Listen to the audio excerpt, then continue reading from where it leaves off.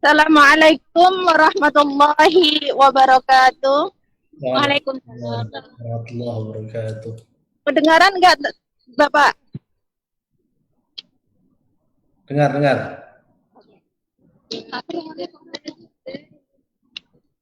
Assalamualaikum warahmatullahi wabarakatuh. Waalaikumsalam warahmatullahi wabarakatuh.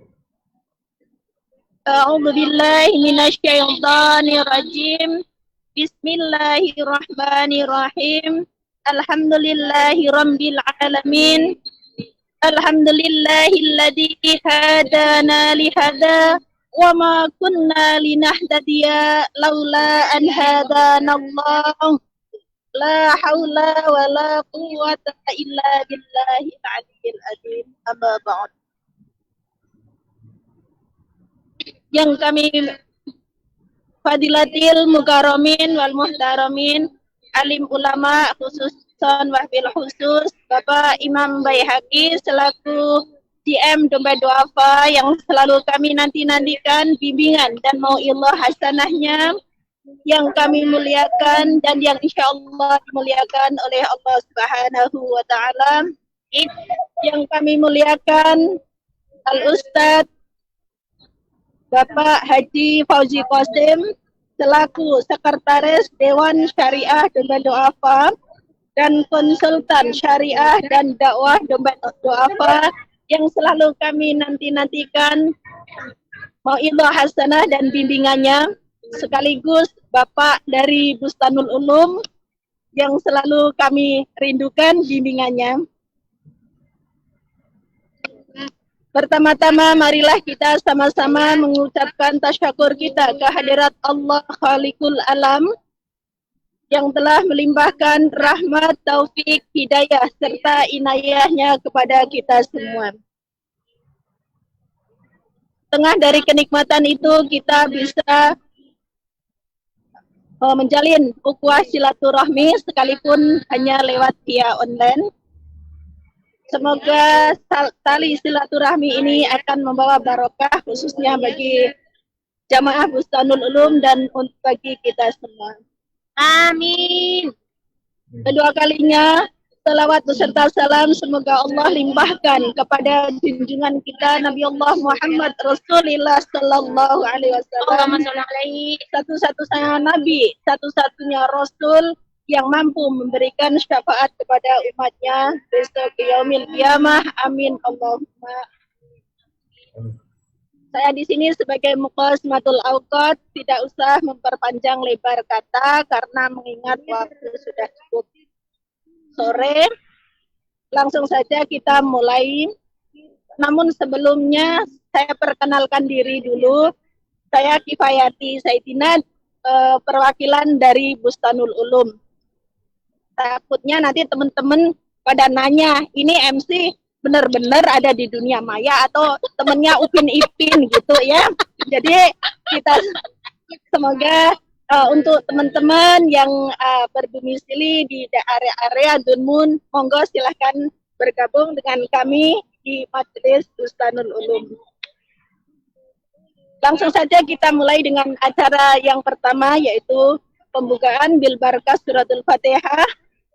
Untuk acara yang kedua, alunan Gemah Wahyu Ilahi. Dilanjutkan acara yang ketiga, yaitu acara inti atau mau'izah hasanah. Acara yang keempat, sesi tanya jawab, dan kita tutup dengan doa. Untuk kajian sore hari ini dengan tema iman, Islam, dan ihsan yang nanti akan disampaikan oleh Al-Mukarram Al-Ustadz Bapak Kiai Haji Fauzi Qasim. Marilah kita mulai dengan acara yang pertama, yaitu pembukaan Ummul Kitab Suratul Fatihah. Mari kita buka, yang mana akan dipimpin oleh Al-Mukarram Bapak Imam Baihaqi. Kepada beliau kami persilahkan.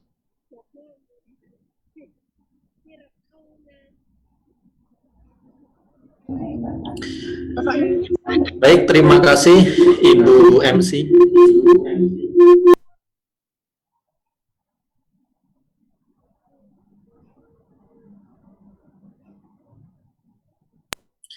Bismillahirrahmanirrahim. Assalamualaikum warahmatullahi wabarakatuh. Waalaikumsalam warahmatullahi wabarakatuh. Alhamdulillahirabbil alamin. Allahumma sholli ala sayyidina Muhammad wa ala ali sayyidina Muhammad. Rabbi shrah li sadri wa yassir li amri wahlul 'uqdatam min lisani yafqahu qawli.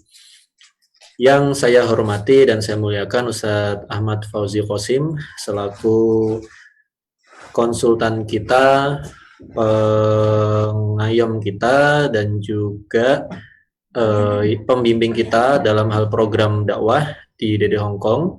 Teman-teman semua, para ketua majelis taklim, anggota majelis taklim dimanapun berada, baik di Hongkong maupun di Makau, baik yang di dalam ruangan maupun di luar ruangan, baik yang masih bisa merasakan kehangatan di kamar ataupun yang merasakan kedinginan di luar, semoga semuanya tetap semangat untuk bisa mendengarkan ilmu dari para guru-guru kita di program dakwah di Hongkong. Teman-teman sekalian yang dirahmati Allah, mungkin tahun 2021 kita belum tahu apakah pandemi akan berakhir atau tidak, apakah kita bisa mendatangkan ustadz dari Indonesia ke Hong Kong di tahun 2021, ya maksud saya di tahun 2021 atau tidak, kita belum tahu. Dan mungkin banyak pakar yang menyampaikan bahwa pandemi ini butuh nafas panjang dari kita sehingga akan berlangsung selama beberapa tahun, sehingga bisa jadi teman-teman di tahun 2021 ini kita belum bisa leluasa untuk berkumpul mengadakan majelis taklim di luar secara bebas seperti biasanya. Oleh karena itu, kami dari Dompet Duafa Hongkong kemudian melakukan diskusi dengan Ustadz Fauzi, dengan tim dakwah yang ada di Indonesia, yang ada di Jakarta. Maka kita membuat program yang namanya Madrasah Perantau Online atau MPO. Ini adalah stadium generalnya, ini kuliah umumnya, kuliah perdana untuk program Madrasah Perantau Online. MPO ini merupakan kajian yang kita buat secara terstruktur, temanya, materinya, selayaknya kita belajar di madrasah dengan ustadz-ustadz yang memang kompeten di bidangnya, dengan materinya, sehingga harapannya teman-teman, kita setiap pekan mengikuti kajian itu, ilmu kita akan bertambah secara bagus, pemahaman kita akan semakin berkembang dengan ustadz-ustadz yang memang ahli di bidangnya, dan materinya sudah kita susun hingga 1 tahun ke depan, teman-teman. Nah, jadi memang ya kita harus bisa mengambil hikmah dari setiap kejadian yang kita alami, ya, bahwa Allah memberikan musibah berupa COVID-19 ini pasti ada hikmah di balik itu. Ya, dengan kita tidak bisa berkumpul di majelis masing-masing, maka sekarang kita malah bisa berkumpul antar majelis semuanya, dan itu membuat kita menjadi bisa melakukan kegiatan bersama lintas majelis dengan ustadz yang sama, dengan materi yang sama, ya, dan kita bisa menyusun materi secara terstruktur, ya, sampai 1 tahun ke depan. Insya Allah nanti di akhir tahun nanti kita akan membuat sertifikat juga bahwa teman-teman sudah mendapatkan kajian selama 1 tahun dengan materi apa saja, kayak gitu. Nah, insya Allah nanti pada hari ini akan dibuka oleh Ustadz Fauzi sebagai pembimbing kita, pengampu dari program Madrasah Perantau Online ini, dan mulai pekan depan kita akan mulai materi-materinya sampai nanti bulan November 2021. Semoga teman-teman bisa nanti sampaikan ke anggota majelisnya dan bisa ikut secara rutin. Kalaupun misalkan ada halangan ya nggak apa-apa, tapi jangan sampai bolongnya terlalu banyak karena sayang nanti kita pemahamannya akan tidak menyeluruh. Sayang materi-materinya. Kita bisa tanya jawab langsung juga di sini. Meskipun acara ini juga kita live-kan di Facebook, ya, dan kita rekam di YouTube juga, sehingga teman-teman yang tidak berkesempatan nanti bisa melihatnya di siaran ulangnya. Demikian ibu-ibu sekalian, semoga kita semua sehat selalu bisa melewati tahun kedua dari tahun krisis ini, ya, dan kita nggak tahu akan berapa tahun. Semoga ekonomi kita juga tetap baik, kesehatan kita tetap baik, keislaman kita juga tetap baik, dan semoga Allah berikan kemudahan bagi kita semua. Dan kita doakan guru-guru kita juga tetap sehat walafiat sehingga bisa memberikan ilmu kepada kita semua. Mohon maaf atas segala kekurangan. Billahi taufik wal hidayah. Wassalamualaikum warahmatullahi wabarakatuh. Warahmatullahi wabarakatuh. Alhamdulillahirabbil alamin. Demikian tadi ya, ada sedikit sambutan dari Al-Mukarram Bapak Imam Baihaqi selaku TM Dompet Duafa. Untuk acara yang kedua, langsung saja kita dengan acara yang kedua, langsung saja alunan kalam ilahi yang mana akan dialunkan oleh Ibu Partiah dari Majelis Zikir Taman Idola Cingyi. Kepada beliau kami persilahkan. Ayo Mbak Pati. Assalamualaikum warahmatullahi wabarakatuh. Waalaikumsalam warahmatullahi wabarakatuh.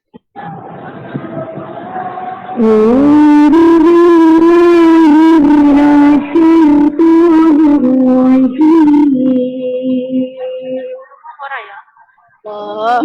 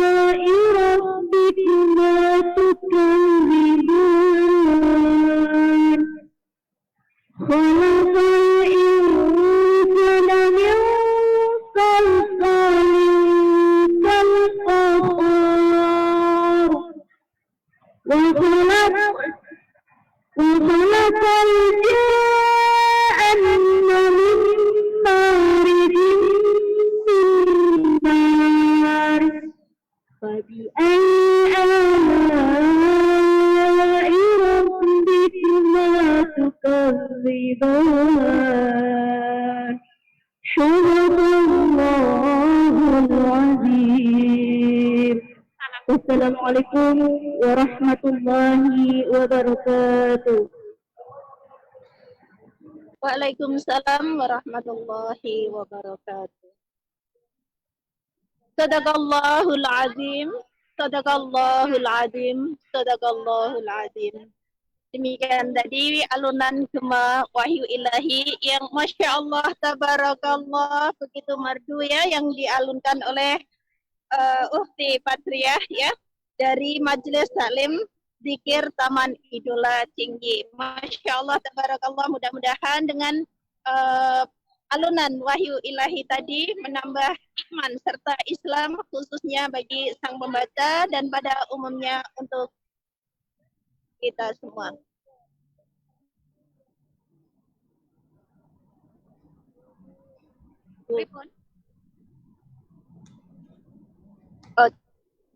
Jamaah rahimakumullah.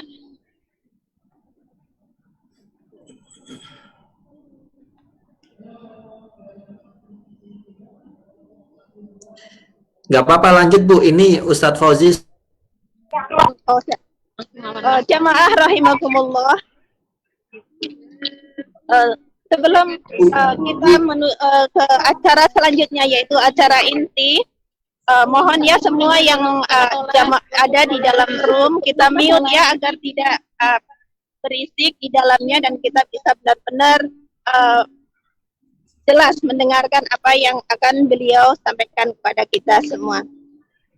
Sebelumnya saya sapa dulu ya teman-teman yang Masya Allah, tabarakallah masih semua pada antusias ya untuk mengikuti kajian kita yang di taman ya, yang di taman kayak dalam keadaan dingin tapi Masya Allah antusias untuk mencari ilmu pada teman-teman ya, sangat luar biasa. Dan langsung saja kita mulai dengan acara inti yang akan disampaikan oleh Al-Mukarram Al-Ustadz Haji Fauzi Qasim. Kepada beliau kami persilahkan. Bismillahirrahmanirrahim. Assalamualaikum warahmatullahi wabarakatuh. Waalaikumsalam warahmatullahi wabarakatuh. Arhamar rahimin ya arhamar rahimin ya arhamar rahimin ya arhamar rahimin ya arhamar rahimin farij 'alal muslimin. Bismillahirrahmanirrahim. Alhamdulillah alamin wassalatu wassalamu ala asyrafil anbiya'i wal mursalin wa ala alihi wa ashabihi ajma'in, amma ba'du. Yang kami hormati Al-Ustadz Al-Imam Baihaqi dan seluruh jamaah sekalian yang dirahmati Allah Subhanahu wa taala. Hari ini hari yang penuh dengan kebahagiaan karena kita bisa bersilaturahim kembali dalam suasana yang mungkin tidak biasanya, berjumpa dengan kawan-kawan para pejuang-pejuang dakwah yang ada di rantau di Hong Kong, di Macau dan sekitarnya. Ini bagian dari bumi Allah yang kita pijak dan tentunya penghambaan diri kita pada Allah tidak hanya di Indonesia, dimanapun kita berada. Diingatkan oleh Rasulullah SAW, ittaqillaha haitsuma kunta, bertakwalah pada Allah dimanapun kita berada, kapanpun, dalam keadaan apapun. Wa atbi'is sayyi'atal hasanata tamhuha, iringilah kejelekan, keburukan, dosa yang ada dalam diri kita dengan amalan-amalan kebaikan, agar dengan amalan kebaikan itu bisa menghapuskan, mengurangi dosa-dosa kita.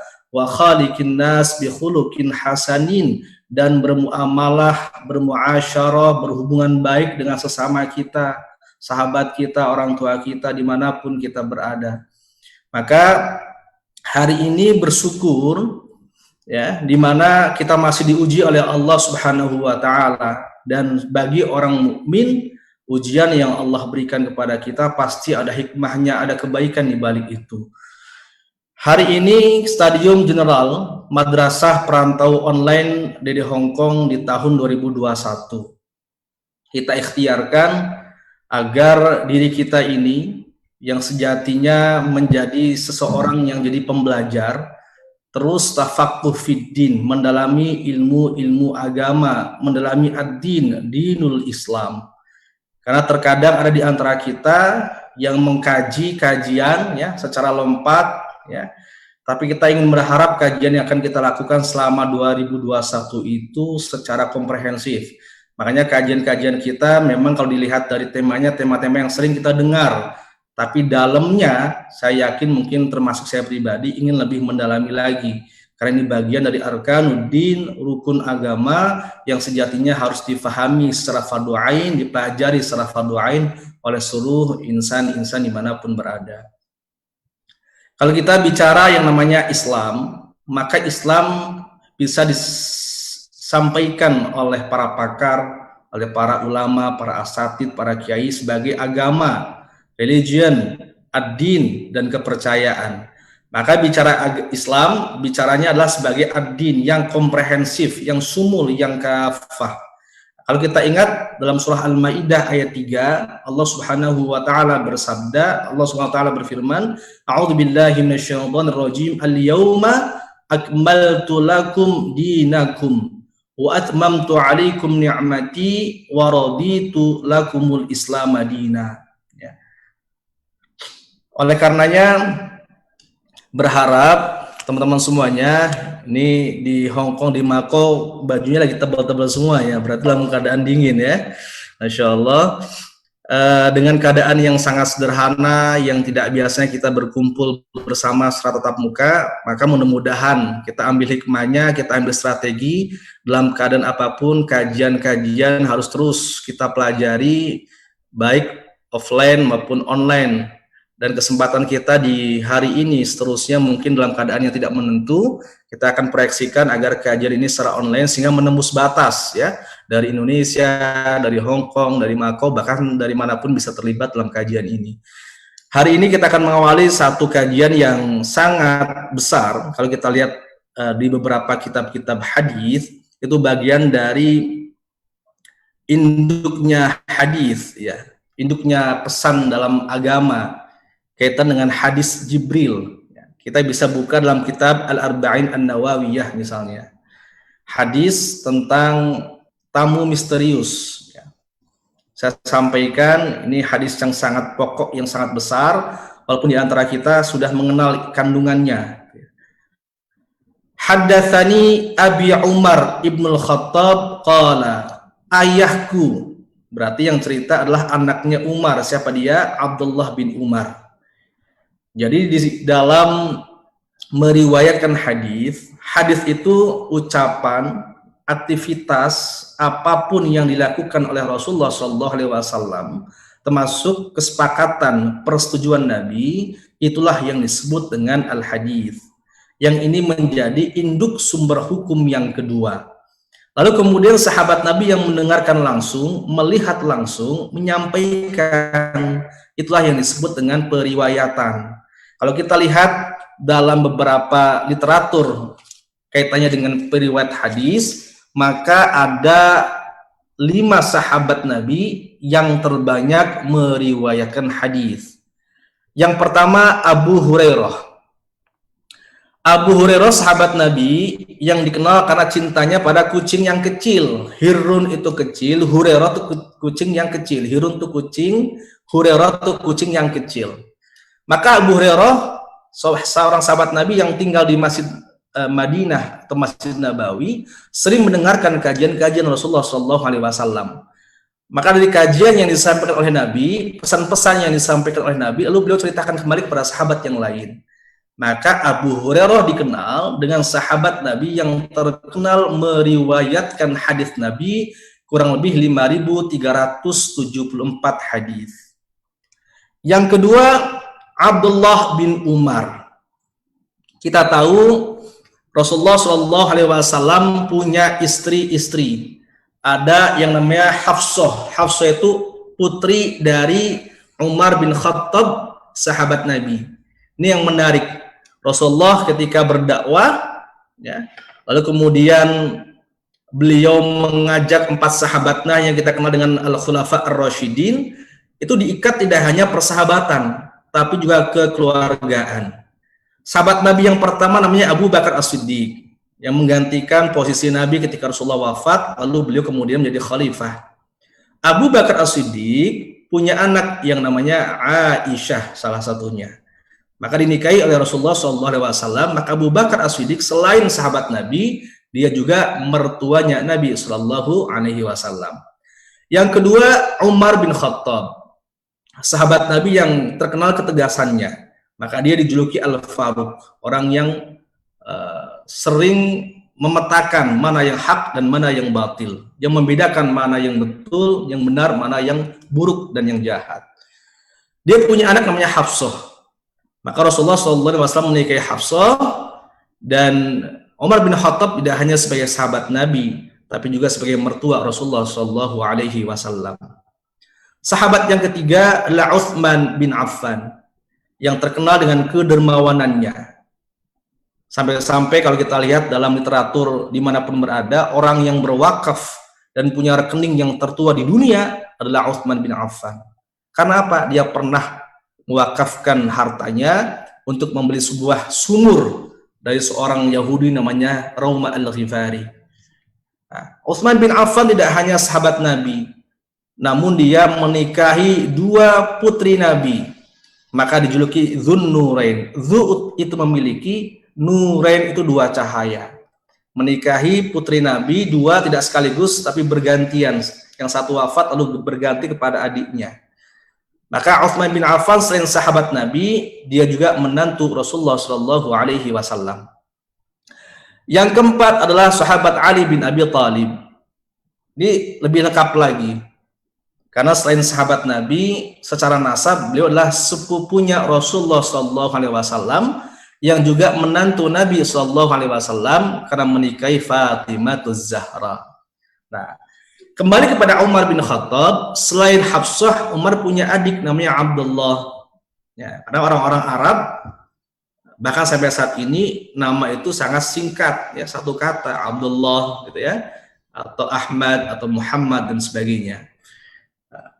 Di masa Nabi ada sahabat-sahabat yang masih muda tapi sudah menjadi mufti. Ya. Nama depannya Abdullah. Lebih dari 80-an orang yang sahabat yang nama depannya Abdullah. Tergolong dengan Al-Abadillah. Ada 4 Abdullah yang tergolong sahabat Al-Abadillah, ini menjadi mufti pada zamannya. Ada Abdullah ibnu Abbas. Ini juga sepupunya Nabi, yang pernah didoakan Nabi dengan doanya Allahumma faqihhu fiddin wa 'allimhu ta'wil. Ada juga Abdullah bin Umar yang kita bahas hari ini. Dia adalah putranya Umar bin Khattab. Ada juga Abdullah ibnu Zubair bin Awam. Ada juga Abdullah bin Amr dan sebagainya. 4 inilah yang menjadi golongan Abdullah yang terkenal dengan fatwa-fatwanya. Nah, Abdullah bin Umar cerita kepada para sahabat yang lain di hadis ini, ayahku, yakni Umar bin Khattab, pernah menyampaikan kepada aku. Apa ceritanya? Bainama nahnu 'inda Rasulillah sallallahu alaihi wasallam. Suatu waktu Rasulullah bersama para sahabat sedang berkumpul, sedang melakukan kajian, zikir, halaqah dengan para sahabat. Ittala alaina rajulun, tiba-tiba ada seorang laki-laki yang datang kepadanya. Syadidu bayadi thiyab, pakainya sangat putih bersih. Syadidu sawadi sya'r, rambutnya sangat hitam, kelam. La yura alaihi atharus safar. Namun tak nampak padanya bekas-bekas orang-orang yang sedang musafir atau perjalanan jauh. Makanya nih sahabat pada heran. Ketika lagi pada kumpul, tiba-tiba ada seorang datang, pakainya putih bersih, rambutnya hitam kelam, tapi tak satu pun di antara sahabat yang mengenal dia. Padahal kalau orangnya orang jauh, ya, orang musafir pasti kusut pakaiannya, gitu ya. Rambutnya juga kumel, bahkan ada debu karena di tanah Arab itu kan penuh dengan padang pasir dan sebagainya. Tapi ini kami heran gitu. Ini orang kita nggak kenal, tapi pakaiannya bersih, masya Allah. Hatta jalasa ila Nabi Sallallahu Alaihi Wasallam, sampai kemudian seorang laki-laki itu mendekati Nabi, lalu duduk depan Nabi, ya. Fa'asnada rukbataihi ila rukbatai, kemudian kedua lututnya bersentuhan dengan lututnya Rasulullah Sallallahu Alaihi Wasallam. Ini ada orang tiba-tiba datang, nggak kita kenal, ujuk-ujuk kok mendekati Nabi gitu ya.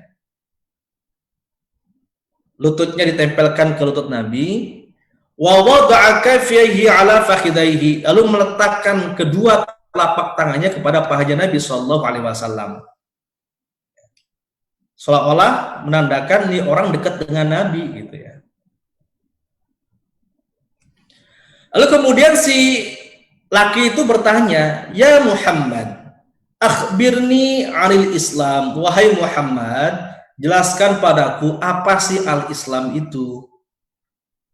Faqala Rasulullah sallallahu alaihi wasallam, lalu Rasulullah sallallahu alaihi wasallam menjawab, al-Islam, Islam itu antashhada an la ilaha illallah wa anna Muhammadar Rasulullah. Satu, bersaksi tiada Tuhan selain Allah dan Nabi Muhammad adalah utusan Allah.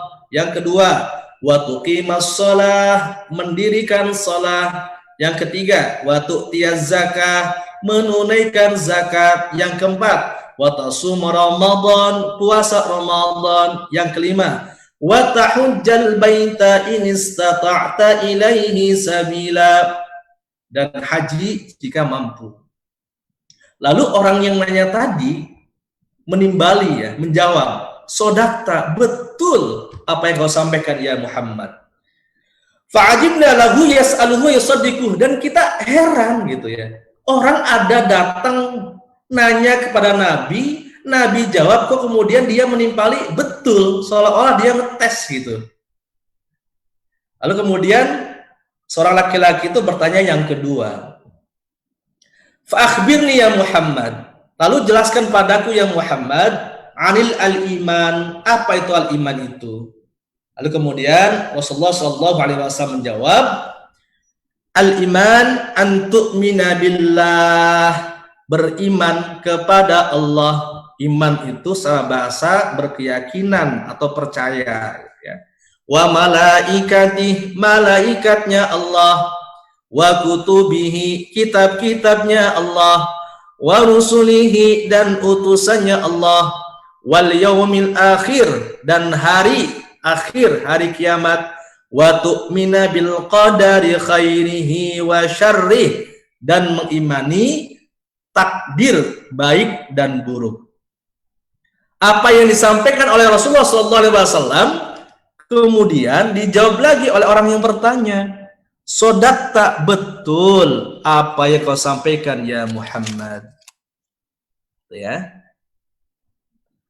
Lalu yang ketiga, fa'akhbirni, jelaskan padaku ya Muhammad, anil al-ihsan, kalau al-ihsan itu apa? Lalu kemudian Rasulullah SAW menjawab, al-ihsan itu an ta'budallah ka'annaka tarahu, engkau beribadah kepada Allah seakan-akan engkau melihat Allah. Fa in lam takun tarahu fa innahu yaraka, dan kalaupun engkau tidak melihatnya, sesungguhnya dia selalu melihat engkau. Artinya apa? Muraqabah, merasa diawasi oleh Allah Subhanahu wa taala. Maka dijawab oleh yang bertanya, sodakta, betul apa yang kau sampaikan ya Muhammad. Kemudian yang keempat, seorang laki-laki itu bertanya, fakhbirni ya Muhammad anis sa'ah, sekarang jelaskan ya Muhammad, apa itu kiamat, gitu ya, dan kapan itu kiamat. Lalu kemudian Rasulullah SAW menjawab, as-sa'ah, ya, dia menjawab, mal mas'ul anha bi'a'lama minas sa'il, orang yang ditanya aku, kata Muhammad, kata Rasulullah, tidaklah lebih tahu dari yang bertanya. Artinya pertanyaan kapan itu kiamat sama-sama tidak diketahui. Maka tidak boleh di antara kita memastikan kapan kiamat datang. Misalnya 1000 tahun lagi, itu nggak boleh. Kiamat datang kapan? Setahun lagi, itu nggak boleh. Kiamat datang 2020, nggak boleh, udah lewat. Kiamat datang 2021, nggak boleh memastikan. Nggak ada siapapun yang tahu tentang kiamat, yang tahu hanya Allah. Nah, namun kemudian ditanyakan oleh yang bertanya tadi, Fa akhbirni an amaratiha. Ya udah kalau gitu jelaskanlah tanda-tanda datangnya kiamat apa ya Rasulullah, ya Muhammad. Nah, kalau tanda-tandanya Rasul bisa sampaikan, maka banyak ciri-ciri tandanya kiamat, kiamat sughra, kiamat kubra, ada tandanya. Tapi siapapun di antara kita orang yang beriman tidak berhak menyampaikan kapan kiamat itu pastinya akan datang. Disampaikan oleh Rasulullah SAW ada ciri kiamat, ya. Salah satunya adalah antaridal amatu rabbataha. Apa itu? Ketika seorang budak, seorang hamba sahaya wanita melahirkan tuannya. Apa maksudnya? Ini bagian dari satu hal yang bermakna majaz, bermakna yang bukan secara tekstual, ya. Yang dimaksud dengan antaridal amatu rabbataha, ketika anak, ya, yang dilahirkan oleh ibunya lalu dia memperbudak ibunya, gitu ya. Jadi ada anak yang dilahirkan oleh ibunya, dia tidak berbakti kepadanya, justru dia mempermainkan dan memperbudak ibunya. Itu tandanya kiamat. Dan sekarang sudah banyak anak-anak yang kerjanya cuma nyuruh orang tua, kerjaannya bahkan kemudian menjadikan orang tua kita sebagai suruhan dan sebagainya. Ini bagian dari tanda-tanda kiamat. Lalu yang kedua kata Nabi, salah satu ciri-ciri atau tanda dari kiamat atau tanda-tanda akan dekatnya kiamat, wa antaral hufata, ya, orang-orang yang hufata. Apa hufata? Itu orang yang nggak punya sepatu, orang yang nggak punya sandal, orang yang telanjang kaki, ya. Al-urata, nggak punya pakaian, ya. Al-alah, dia miskin, ya, nggak punya apa-apa. Bahkan ari'a asyai, dia pengembala kambing, gitu ya. Artinya memang orang-orang yang memang dulunya tidak kaya, dia miskin, gitu ya, nggak punya apa-apa. Yatatawaluna fil bunyan, namun bermegah-megahan di gedung-gedung. Artinya apa? Orang-orang miskin yang kemudian Allah berikan anugerah rizki yang banyak, lalu kemudian dengan rizki yang Allah berikan dia tidak mensyukuri, tapi menyombongkan dirinya dengan hartanya. Rumahnya dia megahin, dia sampaikan bahwa ini adalah hasil kerja saya. Dia tidak beribadah, dia sombong bahwa semuanya yang dilakukan atau hasil yang dia lakukan itu adalah hasil upayanya dan sebagainya. Tidak mensyukuri apa yang Allah berikan kepadanya. Lalu kemudian summan talaqa, orang yang bertanya tadi kemudian pergi. Falabithtu malian, tinggal aku terheran-heran, siapa sih dia itu, gitu ya. Walaupun ya si Umar bin Khattab sudah memprediksi siapa nih orang yang bertanya itu. Lalu kemudian Rasulullah SAW bertanya kepada sahabat Umar, ya Umar, atadri manis sa'il, ya. Tahukah engkau siapa orang yang datang bertanya tadi? Lalu saya menjawab, Umar bin Khattab, Allah wa rasuluhu a'lam. Allah dan Rasulnya yang hanya lebih tahu. Kita nggak tahu.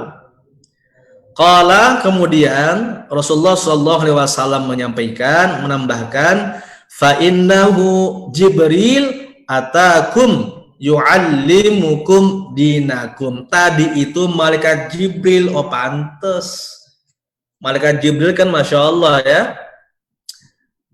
makhluknya Allah yang ditugaskan menyampaikan wahyu. Pantes pakaiannya bersih, rambutnya hitam kelam, walaupun kita nggak kenal, ternyata malaikat Jibril. Ngapain? Atakum yu'allimukum dinakum, mengajarimu tentang agamamu. Nah, maka dari konteks hadis ini ada kaidah orang bertanya dalam sebuah majlis.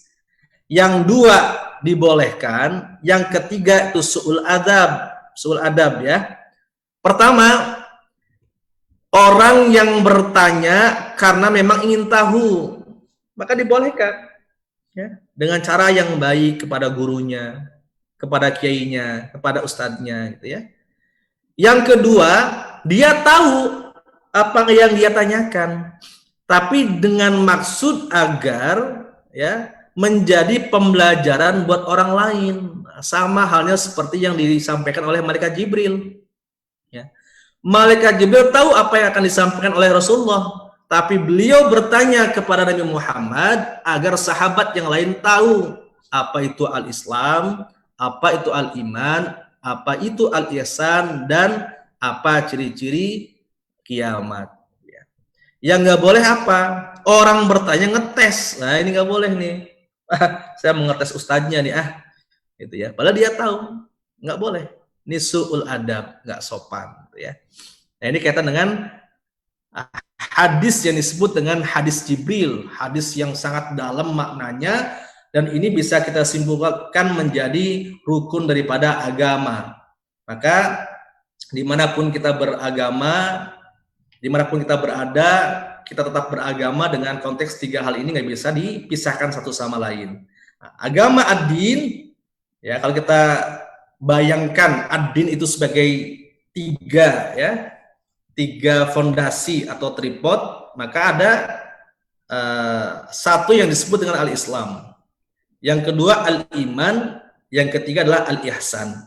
Maka kita beragama dimanapun kita berada, dalam keadaan apapun, 3 hal ini tidak bisa dipisahkan satu sama lain.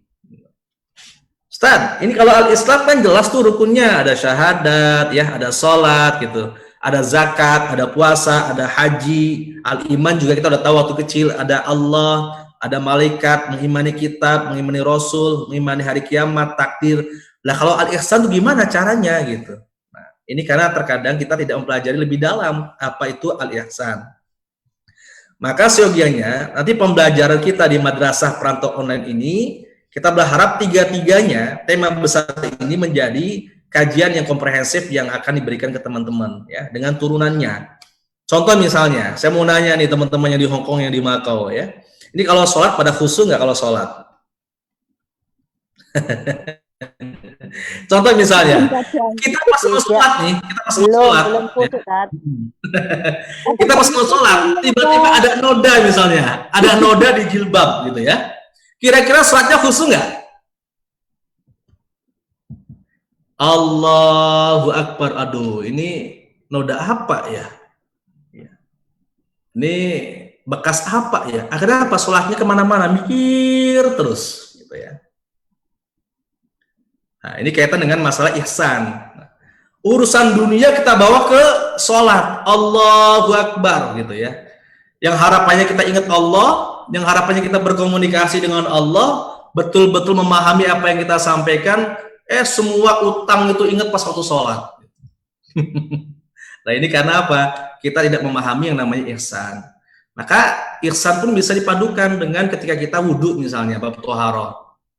Ketika wudhu, membasuh muka, membasuh kedua tangan, kita minta pada Allah, ya Allah, semoga apa yang ada di wajahku, mata yang ku pandang atas hal-hal yang tidak engkau sukai, mulut atas ucapan yang tidak engkau ridhoi, telinga atas pendengaran informasi yang tidak engkau berkahi, tolong ya Allah, apapun yang ada dalam diri ini, suatu yang kotor, suatu yang buruk, engkau hilangkan. Nah, ini ihsan. Ya. Termasuk ini baru ngomongin noda, belum ngomongin yang ada di kepala kita, pikiran jorok, pikiran negatif, pikiran suudzon ke orang, dengki, hasud, mulut kita yang suka berbicara kotor, bohong, dusta, kebencian, membuat orang nggak nyaman, tangan kita yang kadang mencuri, mengambil hak orang lain, kaki kita, ya, alat kelamin kita, bahkan semua yang ada dalam diri kita. Maka ketika sholat bisa jadi membuat diri kita terhalang untuk khusyuk, merasa diawasi, dilihat oleh Allah Subhanahu wa Ta'ala. Maka bicara kita beragama, antara al-Islam, al-iman dengan al-ihsan itu harus dipadu padankan. Nah, selama ini kita pahami bahwa belajar tentang sholat gitu ya, tentang fikih, nah itu hal tentang lahiriah. Dari mulai tentang prosedur ibadah. Maka Islam, doktrinnya itu Islam, kajiannya namanya syariah. itu tentang prosedur ibadah. Contohnya, cara sholat, hal-hal yang membatalkan sholat, rukunnya sholat, syaratnya sholat, itu prosedur ibadah. Sholat itu apa prosedurnya? Sesuatu diawali dengan niat, diakhiri dengan salam. Ini prosedur. Maka orang yang sholatnya dibalik-balik, salam dulu baru takbir, maka nggak sah. Ini masalah hukum, halal haram, batal nggak batal dan sebagainya, gitu ya. Lalu ada al-iman. Al-iman itu apa? Dasarnya kita beribadah. Maka orang mukmin itu pasti muslim, tapi belum tentu orang muslim itu mukmin. Karena yang dimaksud dengan iman itu tidak hanya diucapkan dengan lisan, tapi diyakinkan dengan hati, kemudian dia lakukan dengan seluruh anggota badannya semua amalan yang Allah perintahkan. Maka bagi orang yang beriman, ya, dia meyakini semua amaliyah ibadah yang dia lakukan sesuai dengan apa yang Allah perintahkan, petunjuk nabinya, para sahabat, para ulama, para kiai yang ada dalam kitab-kitab Allah, gitu ya, diawasi oleh Allah Subhanahu wa taala, maka menambah keyakinan dan ini menjadi dasar kita melakukan ibadah. Kajian tentang iman disebut dengan akidah. Ilmunya namanya ilmu usuluddin, ilmu tauhid, gitu ya. Lalu ada yang ketiga yang disebut dengan al-ihsan. Al-ihsan ini kajian batiniyah. Kalau fikih, kalau kajian tentang al-Islam lebih kepada zahir, maka al-ihsan kajian tentang bagaimana akhlak kita lebih baik, ya. Hati kita terus menyambung dan bersambung dengan Allah Subhanahu wa taala. Maka kalau kita lihat, ya, dalam Al-Qur'an perintah sholat itu adalah aqimis sholata li dzikri. Sholatlah untuk mengingatku. Tapi banyak di antara kita ketika sholat justru nggak ingat Allah. Tapi ingatnya apa? Macam-macam. Ingat utang, ingat interminute, ingat kemudian akadnya belum diperpanjang, gajinya belum nambah, ingat suami, ingat anak, macam-macam. Ya. Maka perlu yang namanya al-ihsan. Kaitan dengan apa? Kaitan dengan bagaimana kita koneksi, berkomunikasi dengan Allah Subhanahu wa taala. Nah, ini nanti akan kita kaji di dalam pembelajaran kita di pertemuan setiap pekan sampai di bulan November. Oleh karenanya, ada hal yang penting yang perlu kita ingatkan bahwa pembelajaran yang insya Allah akan kita lakukan ini secara komprehensif agar apa?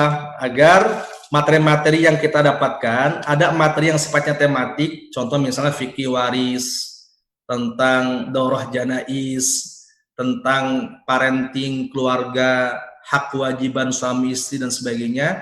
Namun ada hal-hal yang mendasar yang kita berharap kemudian kawan-kawan dan kita semuanya mengkaji secara lebih detail. Nah, ini contohnya saya sampaikan teman-teman semuanya agar kita lebih dalam mengkaji nanti di materi kita di 2021.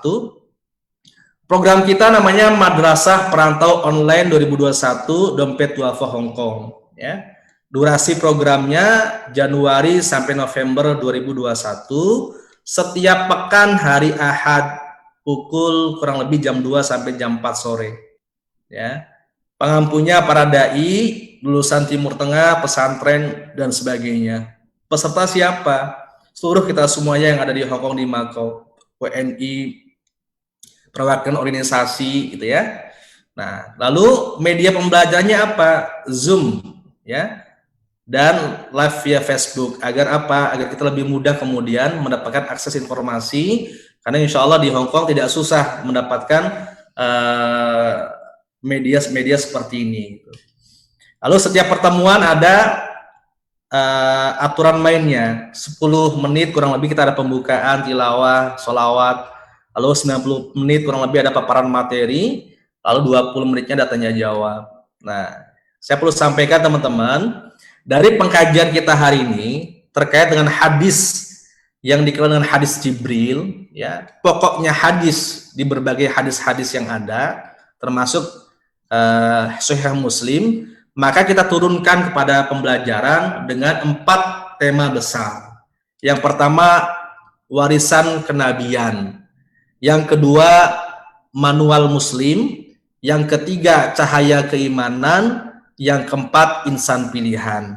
Nah, tema tentang warisan kenabian agar apa? Para santri MPO ini lebih dekat, lebih kenal tentang Al-Quran dan Al-Hadis, sejarahnya, kenapa ada ayat, kenapa kemudian turunnya sebelum Al-Baqarah kok taruhnya di belakang, kenapa kemudian pilihan urutan ayat atau surat itu tidak sesuai dengan urutan turunnya, kenapa turunnya ayat ini di Mekah, kenapa turunnya di Madinah, lalu kenapa misalnya jumlah suratnya sekian, ayatnya sekian, tema-tema apa saja yang disampaikan dalam Al-Quran, lalu apakah Al-Quran kemudian bisa jadi pedoman buat kita, Al-Quran bisa menjadikan rujukan hukum yang pertama bagi seluruh umat Islam dimanapun berada, lalu apa yang dimaksud dengan mukjizat Nabi yang dimaksud dengan Al-Quran ini, lalu hadis itu apa itu perawi, apa itu matan, lalu kenapa yang terkenal sekarang ada hadis perawinya misalnya Imam Bukhari, Imam Muslim. Nah, kita akan lebih detilkan dalam sebuah kajian kurang lebih 12 kali pertemuan setiap pekan dengan tema besar yaitu warisan kenabian. Apa tema-tema turunannya? Pertama, warisan kenabian pertama insya Allah akan disampaikan pekan depan tentang memahami Al-Quran dan wahyu, sejarahnya, Al-Quran itu apa, apakah yang sekarang yang mushaf itu disebut dengan Al-Quran, apakah Al-Quran setiap negara itu berbeda misalnya, apakah Al-Quran itu terjaga kesuciannya dan sebagainya gitu ya. Lalu kenapa jadi mushaf, sejarahnya seperti apa, ini disampaikan. Lalu di pekan selanjutnya ada namanya warisan kenabian yang kedua, tentang apa? Memahami mukjizat dan kompilasi Al-Quran di era Nabi Muhammad SAW. Pertemuan ketiga ada kompilasi Al-Quran di era pasca Nabi. Sejak kapankah Al-Quran jadi mushaf? Nah, kenapa di dalam Al-Quran dikenal dengan qiraah sab'ah misalnya? Ini disampaikan. Lalu memahami wahyu dan kategori bab atau surat dan ayat. Ini disampaikan di pertemuan yang keempat.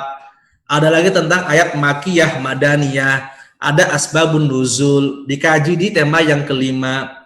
Lalu ada tema-tema besar dalam Al-Quran. Ternyata Al-Quran itu sebagian besar memahami, menjelaskan tentang sejarah misalnya, tentang ibadah, tentang amalah, tentang apalagi dikupas di pertemuan yang keenam. Lalu bagaimana kita berinteraksi dengan Al-Quran agar kita menjadi sahabat Al-Quran. Kenapa? Nabi pernah menyampaikan orang yang berinteraksi dengan Al-Quran maka akan menjadi sahabatnya Al-Quran. Ketika di hari kiamat nanti Al-Quran akan memberikan syafaat kepada orang yang senantiasa berteman dengan Al-Quran. Gimana caranya? Kita akan kaji. Lalu ada tahsin Al-Quran, pengantar, ada peran status hadis, ada memahami kategori hadis, kompilasi hadis, interaksi dengan hadis. Ini bagian ilmu yang akan kita sampaikan teman-teman semuanya dalam sebuah kajian yang kita angkat temanya tentang warisan kenabian. Referensi sudah ada, kurang lebih ada 8, lalu ada para asatidnya di sini. Ada ya asatid yang pernah ngisi di TVRI, di Trans TV, ya. Dai kita yang punya pesantren di Bontang. Ini semuanya para dai-dai yang kompeten dalam bidang Al-Quran dan Al-Hadis. Yang kedua, tema besar yang nanti akan kita kaji tentang manual muslim.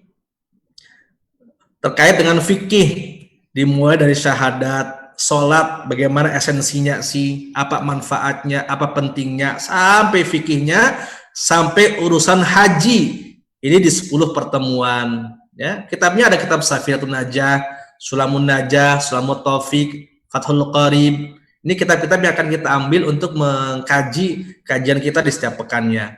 Narasumbernya udah kita siapkan. Ya, ada Ustaz Sunnah Haji, ada Ustaz Madroi, ada lain sebagainya yang memang kompeten dalam ilmu fikih. Yang ketiga, tentang cahaya keimanan. Ini artinya apa? Ilmu akidah, ilmu tauhid. Jangan-jangan kita belum paham tentang bagaimana kita meyakini Allah, meyakini kitab Allah, bagaimana konsep Islam kembali kepada fitrah gitu ya.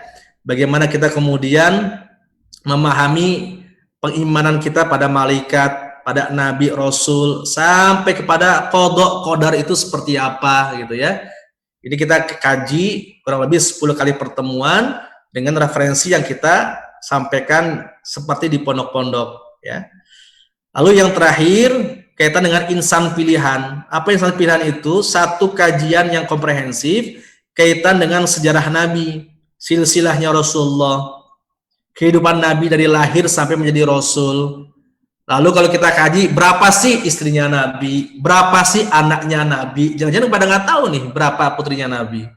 Saya mau tes di sini, siapa yang tahu berapa jumlah putra-putri Nabi? Ada yang tahu nggak nih? Di chat, ayo di chat. Ayo loh. Ini udah ngaji sama Pak Imam 2 tahun, tahu nggak putra-putrinya Nabi ada berapa? Ayo coba di chat di sini. Ayo. Dia ada berapa sih baru Pak Imam 2 tahun bareng? 7 Pak, ada 7 putra Ada 7, putri. bagus. Apa aja? Nanti hadiahnya dari Pak Imam. Coba 7 berapa? Fatimah, Fatimah Az-Zahra, Terus? Abdullah, Zainab, Qasim, Hmm. siapa ya? Ruqayyah atau siapa ya? Nah, Terus itu Ummu Kulsum, terus apa sama lagi? Fatimah, Udah sama selesai. Ibrahim.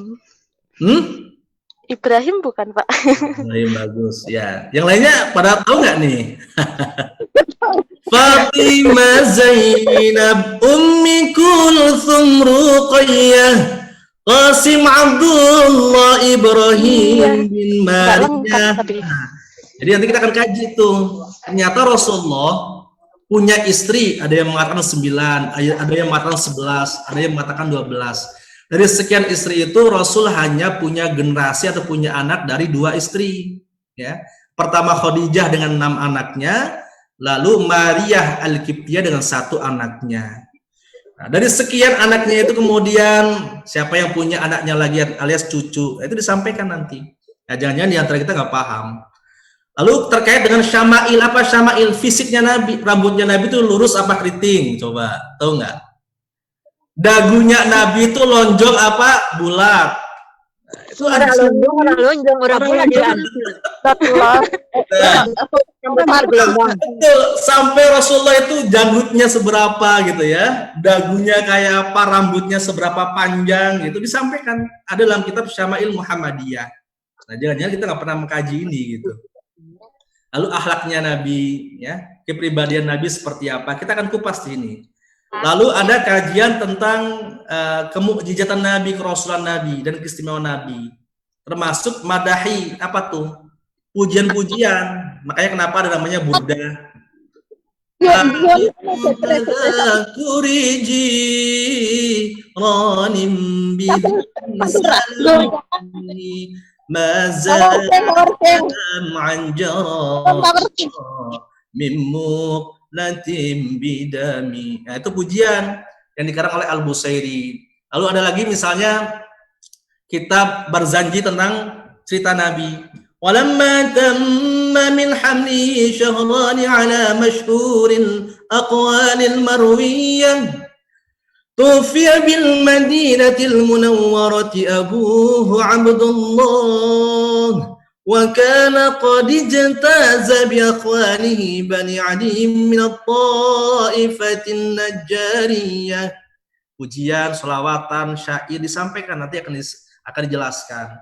Ada sholawat yang memang dibawakan oleh Nabi, ada sholawat yang kemudian disusun oleh para ulama gitu ya, itu disampaikan tentang pujian. Lalu perang misalnya, karena Nabi tidak hanya sebatas sebagai pemimpin umat, tapi sebagai panglima perang, sebagai pemimpin negara gitu. Nah, berapa perang yang diikuti oleh Nabi? Apa strateginya? Ya, ini akan ada satu kajian dalam satu pertemuan. Lalu kajian seputar keistimewaan Nabi, Rasul dengan peradaban. Nah, ini ada 10 pertemuan dengan sumber-sumber yang sudah kita sepakati dan juga para pengampu yang kita sepakati. Ya, kesimpulannya teman-teman semuanya, pada hari ini kita membahas sebuah tema besar. Apa itu? Tentang ad-din, tentang agama. Jadi kalau bicara agama bukan hanya bicara sholat dalam artian lahiriah. Karena ada orang yang sholat, fisiknya sholat, tapi hatinya enggak sholat. Bener nggak tuh? Allahu Akbar. Aduh, utangku piro ya? Utangnya ingat dalam sholat gitu ya. Akhirnya apa? Sholat itu apa sih? Tanha 'anil fahsya'i wal munkar. Sholat itu mencegah kepada kemungkaran, kepada kejahatan. Pertanyaannya, ada nggak orang sholat tapi kemudian mungkar dan berbuat jahat? Banyak. Pertanyaannya, yang salah sholatnya apa orangnya? Halo? Orangnya. Nah, berarti tidak menghadirkan Allah ketika sholat. Jangan-jangan ketika kita doa waktu sholat, ya, Allahu Akbar kabira walhamdulillahi katsira wa subhanallahi bukratan wa asila inni, dan seterusnya, kok nggak ngerti artinya apa gitu. Maka bagaimana kemudian kita bisa mengubah aktivitas kebaikan kita atau membawa hikmah sholat dalam kehidupan kita di luar sholat misalnya. Harusnya ibadah sholat itu kebaikannya dibawa setelah sholat, tapi malah kita membawa urusan dunia ke dalam sholat. Makanya kemudian sholat itu nggak membekas. Maka perlu kajian komprehensif tentang al-iman, al-islam, dan al-ihsan. Maka bicara al-iman, al-islam, al-ihsan, tadi kita turunkan menjadi pembelajaran setiap pertemuan. Ya, al-iman kita bicara tentang cahaya keimanan, kemudian kita bicara al-islam tentang manual muslim, ya.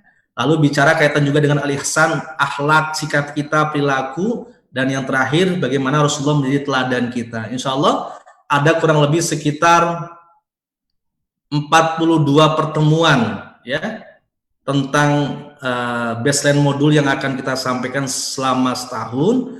Kita berharap ini menjadi pembelajaran yang sangat dalam, teman-teman, karena kajiannya itu dalam dengan referensi yang juga dalam juga.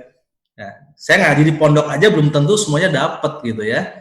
Kadang-kadang kita ngaji lompat-lompat, tema anu nggak apa-apa. Jadi ada tema yang memang besar, ya, yang kita kaji secara umum, tapi ada kajian mendalam yang kemudian terstruktur, gitu. Dari mulai apa itu iman, apa itu ihsan, gimana sih sholat yang benar, gitu ya.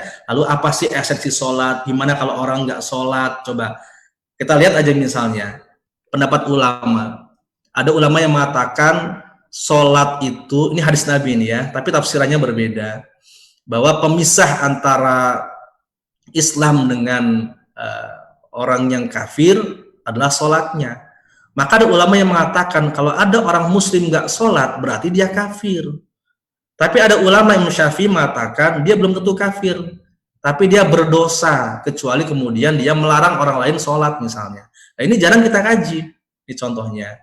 Belum sampai ngomongin sholat dengan keadaan yang tidak semestinya atau tidak normal. Kayak teman-teman di Hong Kong kan, sholatnya kadang kalau nggak di majelis atau di sekretariatan organisasi, agak susah sholat di rumah misalnya, dalam keadaan yang nggak normal. Kalau sholatnya di musola, di Hong Kong dengan Pak Imam enak, wudunya mudah, mau sholatnya gampang, mau ngaji panjang berapa ayat pun gampang. Tapi ketika sholatnya di dalam rumah, yang belum tentu juga bos kita ngerti, nah ini menjadi satu tantangan dakwah kita. Nah terkadang juga kiblatnya salah, nggak betul gitu ya. Keadaan rukuknya misalnya nggak jejeg, nggak ajeg, keadaan berdirinya juga nggak tepat, keadaan sujudnya juga bagaimana. Ini menjadi problem, kita bisa bahas lebih detail gitu ya. Sampai kaitan dengan masalah iman, kaitan juga dengan masalah akhlak dan sebagainya. Demikian Pak Imam sebagai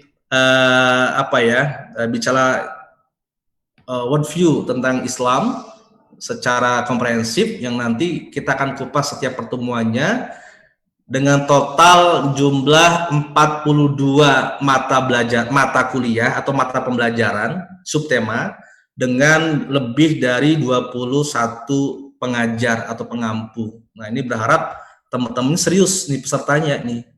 Karena pengajarnya ada yang lulusan Al-Azhar Mesir, ada yang dari Gontor, ada yang dari Lirboyo, pimpinan pesantren, dosen. Ini alhamdulillah semuanya pada siap Ustadz, siap sharing ilmu gitu ya. Tapi kita kajian mulai dari dasar gitu. Nah, nanti ada waktu-waktu lain yang Pak Imam juga buat kajian secara tematik ya, tentang parenting, tentang kajian rumah tangga, tentang waris misalnya. Nah, kita mulai dari hal yang dasar dulu, karena bisa jadi ada ilmu ini yang kita lompati gitu ya, padahal ini sangat mendasar. Bagaimana juga kita memahami ikhtilaf perbedaan. Contoh misalnya kalau di Hong Kong itu, teman-teman, kalau kita lihat di Masjid Wan Chai, itu ada waktu asar 2 ya. Ada waktu asar versi Syafi'i, ada waktu asar versi Hanafi. Nah, kalau kita belum paham nih, jangan-jangan wah ini salah, ini gimana ya gitu ya. Kalau kita memahami misalnya kalau di mazhab Syafi'i, waktu asar itu mudah, nggak harus lihat jam.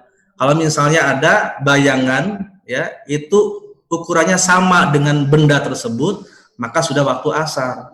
Tapi bagi madhab Hanafi itu belum cukup, 2 kali lipatnya.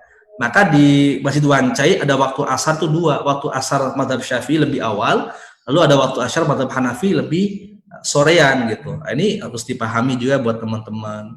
Nah, kaitan juga dengan misalnya hukum-hukum lain, ya nanti akan kita bahas lebih dalam lah, kira-kira begitu ya. Demikian dari saya sebagai pengantar di Stadium General hari ini. Dan kita silakan kaji setiap pekannya, berharap teman-teman juga bisa mensiarkan seluruh insan di Hong Kong, di Macau, dimanapun berada untuk ikut serta. Karena ini cuma ringan, kita nggak harus hadir, tapi cukup dengan media, Zoom gitu ya. Lalu kita bisa bertanya dengan asatidnya, referensinya juga sudah ada, panduannya sudah ada, sehingga berharap ini menjadi pembahasan kajian kita yang lengkap, komprehensif, dan teman-teman bisa memberikan sharing ilmunya kepada yang lainnya. Demikian, wallahu muwaffiq ila aqwamit thoriq. Assalamualaikum warahmatullahi wabarakatuh. Waalaikumsalam warahmatullahi wabarakatuh. Alhamdulillah, Masya Allah, Tabarakallah, Bapak Al-Mukarram Ustadz Fauzi Qasim yang telah sedikit banyak menguraikan apa arti Islam, iman, dan ihsan. Mudah-mudahan itu menambah iman kita kepada Allah Subhanahu wa Ta'ala, dan semakin kita akan memperbaiki diri, akan lebih baik, dan lebih baik. Alhamdulillah sampai saat ini masih banyak ya antusias untuk teman-teman ya yang ada di Hong Kong, khususnya dalam keadaan dingin, yang di luar rumah ya, kayak di taman, kayak Bustanul Ulum, semua di taman, tapi alhamdulillah masih kita antusias untuk belajar walaupun kita lewat Zoom ya. Untuk selanjutnya yaitu sesi tanya jawab kepada teman-teman ya yang ingin kita tanyakan, monggo kita dengan Al-Mukarram Bapak Haji Fauzi Qasim. Kepada teman-teman dipersilahkan. Silakan kalau ada yang bertanya bisa langsung atau bisa ketik lewat chat di sini. Silakan Ibu-ibu. Pak, bisa tanya di luar topik? Silakan.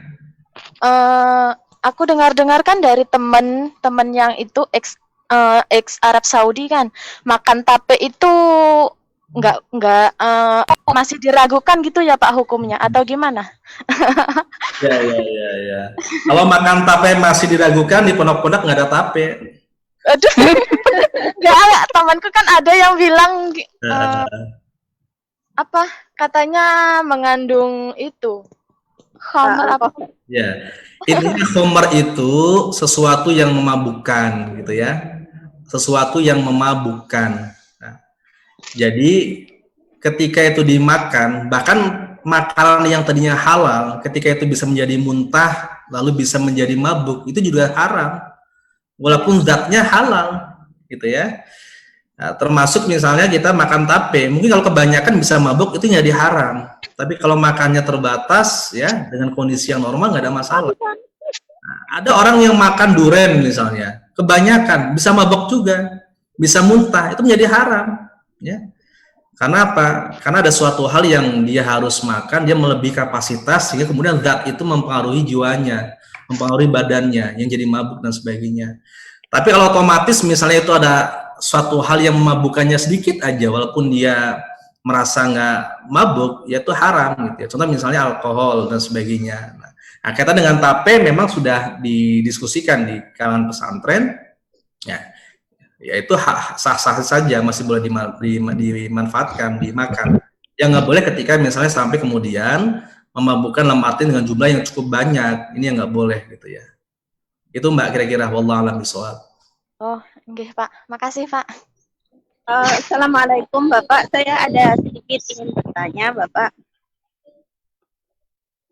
Saya punya teman itu dulu dia Muslim, terus dia udah jadi ibu ya, punya 2 orang putra, dan akhirnya dia pisah sama suami dan nikah lagi dengan seorang Kristen. Tapi nikahnya itu secara Muslim gitu Bapak. Tapi setelah nikah dia ikut suaminya jadi Kristen gitu. Tapi akhir-akhir ini ada masalah dengan suami dan dia mau kembali ke Muslim. Itu bagaimana Bapak? Karena beliau minta pendapat saya sendiri kurang paham tentang itu. Terima kasih Bapak. Assalamualaikum warahmatullahi wabarakatuh. Oke. Baik, bismillahirrahmanirrahim. Jadi ketika ada orang menikah, apapun pasangannya, ketika dia non-muslim, maka dikondisikan dia menikah itu dalam keadaan satu keyakinan. Itu yang penting dalam Islam. Yang kedua, ketika dia berpindah agama dalam artian mu'alaf, itu juga bukan hanya karena menikah, tapi karena ingin ridhonya Allah. Itu catatan penting.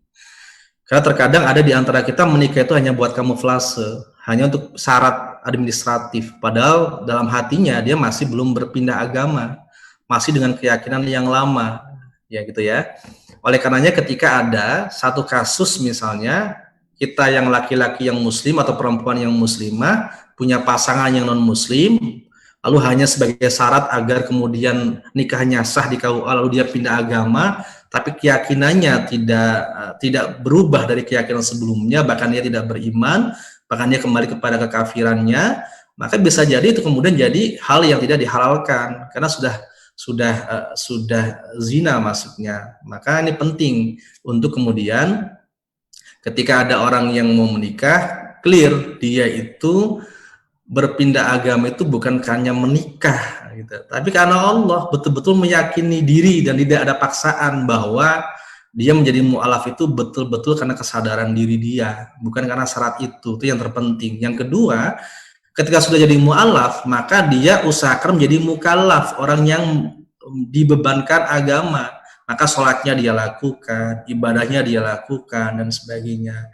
Nah ini menjadi catatan penting, karena banyak di antara kita yang hanya sebatas menikah karena satu syarat dalam hal kaitan administratif gitu. Lalu tadi gimana pertanyaan yang berikutnya? Ketika dia udah berpindah agama dengan suaminya, lalu gimana Bu? Pertanyaan tadi gimana? Dia pengen kembali lagi ke Islam kayaknya. Oke. Ke Muslim gitu. Masih di mute Bu Zaza, ya silakan. Ya. Gimana? Dia itu kan dulunya Muslim, Bapak, menikah secara Muslim, tapi setelah menikah dia ngikuti agama suaminya jadi Kristen. Akhir-akhir ini ada masalah sama suaminya dan dia ingin kembali ke Muslim. Itu bagaimana Bapak? Karena dia minta pendapat saya, sedang saya belum tahu tentang itu gitu. Baik. Ketika kemudian dia berpindah agama jadi non-muslim ikut dengan suaminya, ya berarti aturan kehidupannya bukan aturan Islam gitu ya. Nah, ketika nanti dia masuk Islam, maka otomatis hubungan dengan suaminya itu udah nggak ada secara syariah. Karena sudah beda keyakinan. Nah, pilihannya adalah ya otomatis cerai atau menikah lagi gitu ya. Bahasanya isbat dengan catatannya si lakinya juga muslim. Kalau memang lakinya non muslim, kita yang muslim, gimana hubungannya coba? Secara agama kan nggak bisa. Nah, kalaupun ada artis ataupun tokoh lain yang menikah karena beda agama, itu kan karena administratifnya di luar negeri, di Australia, di Amerika yang kan lintas agama di catatan sipil. Tapi bagi undang-undang kita, bahkan tidak hanya syariat Islam, undang-undang kita di Indonesia tahun 74 itu bicara pernikahan itu harus satu keyakinan. Nah ini penting. Maka otomatis Bu ketika nanti dia muslim, tapi lakinya non muslim, hubungan keluarganya udah nggak ada secara syariah. Terus, wallahu a'lam bishawab. Apa itu harus melakukan itu, Ustadz? Syahadat baru lagi? Ya, betul. Kalau memang dia tidak mengimani Allah beberapa waktu yang lampau, tidak melakukan amalia ibadah, bahkan mengkufuri, ya dia harus syahadat lagi. Bagian dari persaksian dia bahwa dia masuk Islam gitu atau berkeyakinan terhadap Islam, kembali kepada Islam. Terus selama dia itu keluar dari Muslim itu kan sekarang dia mau Islam lagi ya Ustaz. Itu apa selama dia meninggalkan sholat itu, setelah dia masuk Islam lagi, sholat yang dia tinggalkan perlu diganti atau gimana itu? Ustaz, terima kasih. Ya, betul. Maka di dalam pemahaman ini masuk ke fikih nanti, kaitan dengan sholat ya. Bagi orang yang lupa, bagi orang yang tidur, maka ada qadha misalnya.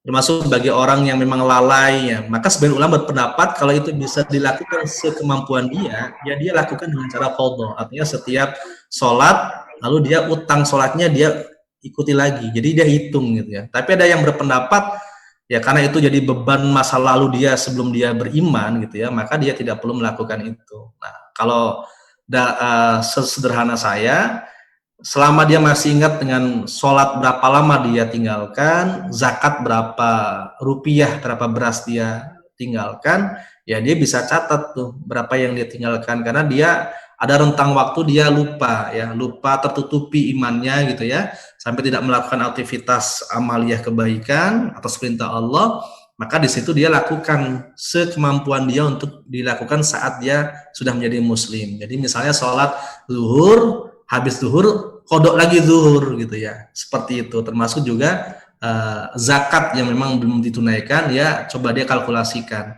Itu pun juga dengan sekemampuan dia ya, artinya punya niatan agar kemudian dia bisa menutupi kira-kira apa yang ditinggalkan dia. Wallahu a'lam bishawab. Terima kasih Ustaz. Ya. Assalamualaikum Ustaz. Assalamualaikum warahmatullahi wabarakatuh. Silakan. Mau bertanya terkait jadwal sholat untuk dari Masjid Wancai. Kebetulan alhamdulillah saya dapat majikan muslim Ustadz, dan mendapatkan jadwal sholatnya itu perbedaannya itu di sholat asar Ustadz. Betul. Ya, iya di Syafi'i sama Hanafi ya. Saya ngasih jadwal untuk orang Hong Kong itu yang mana, yang Syafi'i apa Hanafi ya, Afwan? Oke. Terima kasih Bu Halimah. Di Hong Kong ini memang sama kayak Cina daratan ya, sama kayak juga di India, secara penyebaran atau sebaran pemahaman fikihnya itu cenderung kepada Hanafiyah atau mazhab Hanafi. Jadi nanti mazhab juga disampaikan teman-teman dalam kajian manual muslim ya, kaitan dengan ada mazhab Syafi'i, ada Hambali, ada Hanafi. Kalau di Indonesia lebih banyak Syafi'i, makanya ada kunut misalnya. Lalu kemudian kalau asar itu waktunya tadi saya sampaikan, ketika benda itu sama dengan bayangan itu sama dengan benda ya. Ketika kita misal taruh di satu tempat, lalu ada pensil, bayangannya sama dengan pensilnya, ukurannya, maka itu sudah menjadikan waktu asar untuk kita, mazhab Syafi'i. Tapi kalau mazhab Hanafi 2 kali lipatnya. Nah, mazhab ini lebih kepada penafsiran atas teks hadis yang berbeda, bukan ajaran, bukan pemahaman, bukan Islam, bukan agama. Agamanya sama Islam gitu ya, ajarannya sama, dalilnya mungkin bisa jadi sama, tapi tafsirannya yang berbeda gitu ya. Contoh misalnya, kalau kita lihat dalam Al-Qur'an di sini ada kata la yamassuhu ilal mutahharun misalnya. Tidak boleh memegang Al-Qur'an kecuali orang yang suci. Maka bagi Imam Syafi'i, mazhab Syafi'i mengatakan ya suci itu orang yang punya wudu, orang yang tidak punya hadas besar, orang yang tidak punya hadas kecil. Kalau orang yang lagi haid, orang yang nifas, orang yang tidak punya wudu, maka tidak boleh memegang Quran. Jadi bagi mazhab yang lain, mungkin mazhab Maliki misalnya, dia memahami mutahharun itu orang yang muslim, orang yang beriman. Artinya orang muslim boleh memegang Quran, tapi orang non-muslim tidak boleh memegang Al-Quran. Contoh lagi misalnya aula mastumun nisa ya, menyentuh laki-laki dengan perempuan. Bagi mazhab Syafi'i ya, kata menyentuh itu dengan aturan bila hail ya, dengan aturan dengan menyentuhnya itu kalau tanpa penghalang gitu ya, maka dia batal. Tapi kalau ada penghalang, misalnya saya nempel perempuan tapi kena kain gitu, ya maka nggak batal gitu ya. Nah, tapi kalau misalnya perempuan dengan laki-laki menyentuh langsung itu batal ya. Nah, perempuan siapapun, ada getaran nggak ada getaran gitu ya, ada rasa nggak ada rasa ya batal. Tapi bagi mazhab yang lain ya nggak batal kecuali ada getaran gitu. Bagi mazhab, bahkan ada mazhab yang lain menyampaikan yang dimaksud aula mastumun nisa itu berhubungan suami istri. Jadi kalau hanya nyentuh aja ya nggak batal. Makanya ketika suami istri punya wudu, ada yang berpendapat suami istri itu membatalkan, ada yang berpendapat tidak membatalkan. Ini bagian dari fikih ikhtilaf, dikaji dalam hal manual Islam. Nah, kaitan dengan masalah balik ke pertanyaan waktu asar, waktu mana yang diikuti, ya silakan teman-teman yakini. Nah, di situ sudah ada dua waktu yang ditawarkan, ya, ada Syafi'i, ada Hanafi, karena memang di Wance juga ada sebagian guru kita, termasuk misalnya Ustadz Muhaimin yang memang juga berlatar belakang madhab Syafi'i karena juga orang Indonesia dan juga beristrikan orang Malaysia. Maka di situ juga ada waktu Syafi'i, ada waktu Hanafi. Waktu Hanafi tidak ada masalah karena juga ada sebagian kita yang asarnya juga mendekati ke maghrib misalnya. Ini tidak masalah. Yang penting pada waktu semasa waktunya itu. Kecuali kalau pas waktu maghrib maka nggak boleh. Sepanjang waktu asar kita sholat ya nggak ada masalah. Gitu. Jadi waktunya Imam Syafi'i sama Hanafi ya sebenarnya juga rentang waktu gitu. Nah, Imam Hanafi itu diantaranya waktunya Syafi'i, tidak masalah. Nah, kalau disampaikan ke bos kita atau teman-teman yang di Hong Kong, termasuk kita, mau pakai yang mana, kalau kita di situ yakin ada waktu Syafi'i dan kita tahu, ya kita bisa laksanakan waktu itu. Gitu. Tapi misalnya di masjid itu pengen jamaah, ternyata waktunya Hanafi, ya nggak apa-apa kita lakukan, kan masih waktunya asar. Kecuali kalau waktunya itu melewati waktu maghrib, maka nggak sah. Wallahu a'lam bishawab.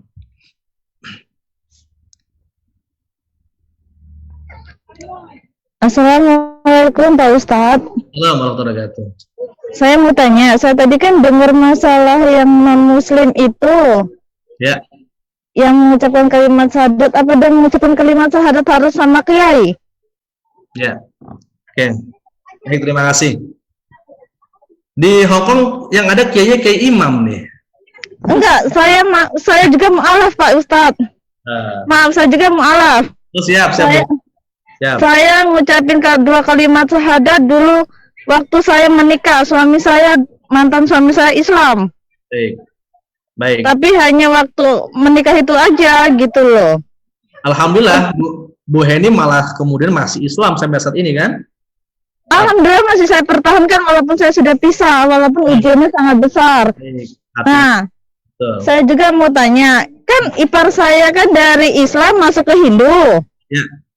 Nah, di keluarga saya ini dari dulu selalu ada dua agama Pak Ustadz sampai sekarang. Ya. Nah, terus nenek saya kan sudah meninggal. Ibu saya mendoakan nenek saya dengan acara agama Hindu. Adik orang tua ibu saya mendoakan orang tuanya dengan agama Islam. Itu gimana Pak Ustadz? Saya masih banyak belum tahu walaupun saya mu'alaf. Ya. Tapi saya masih banyak belum tahu karena nggak ada yang ngajarin saya. Saya di sini dapat hidayahnya lebih banyak lagi gitu loh. Alhamdulillah Bu Eni, Masya Allah. Baik. Saya ambil headset dulu ya, bentar ya. Ya.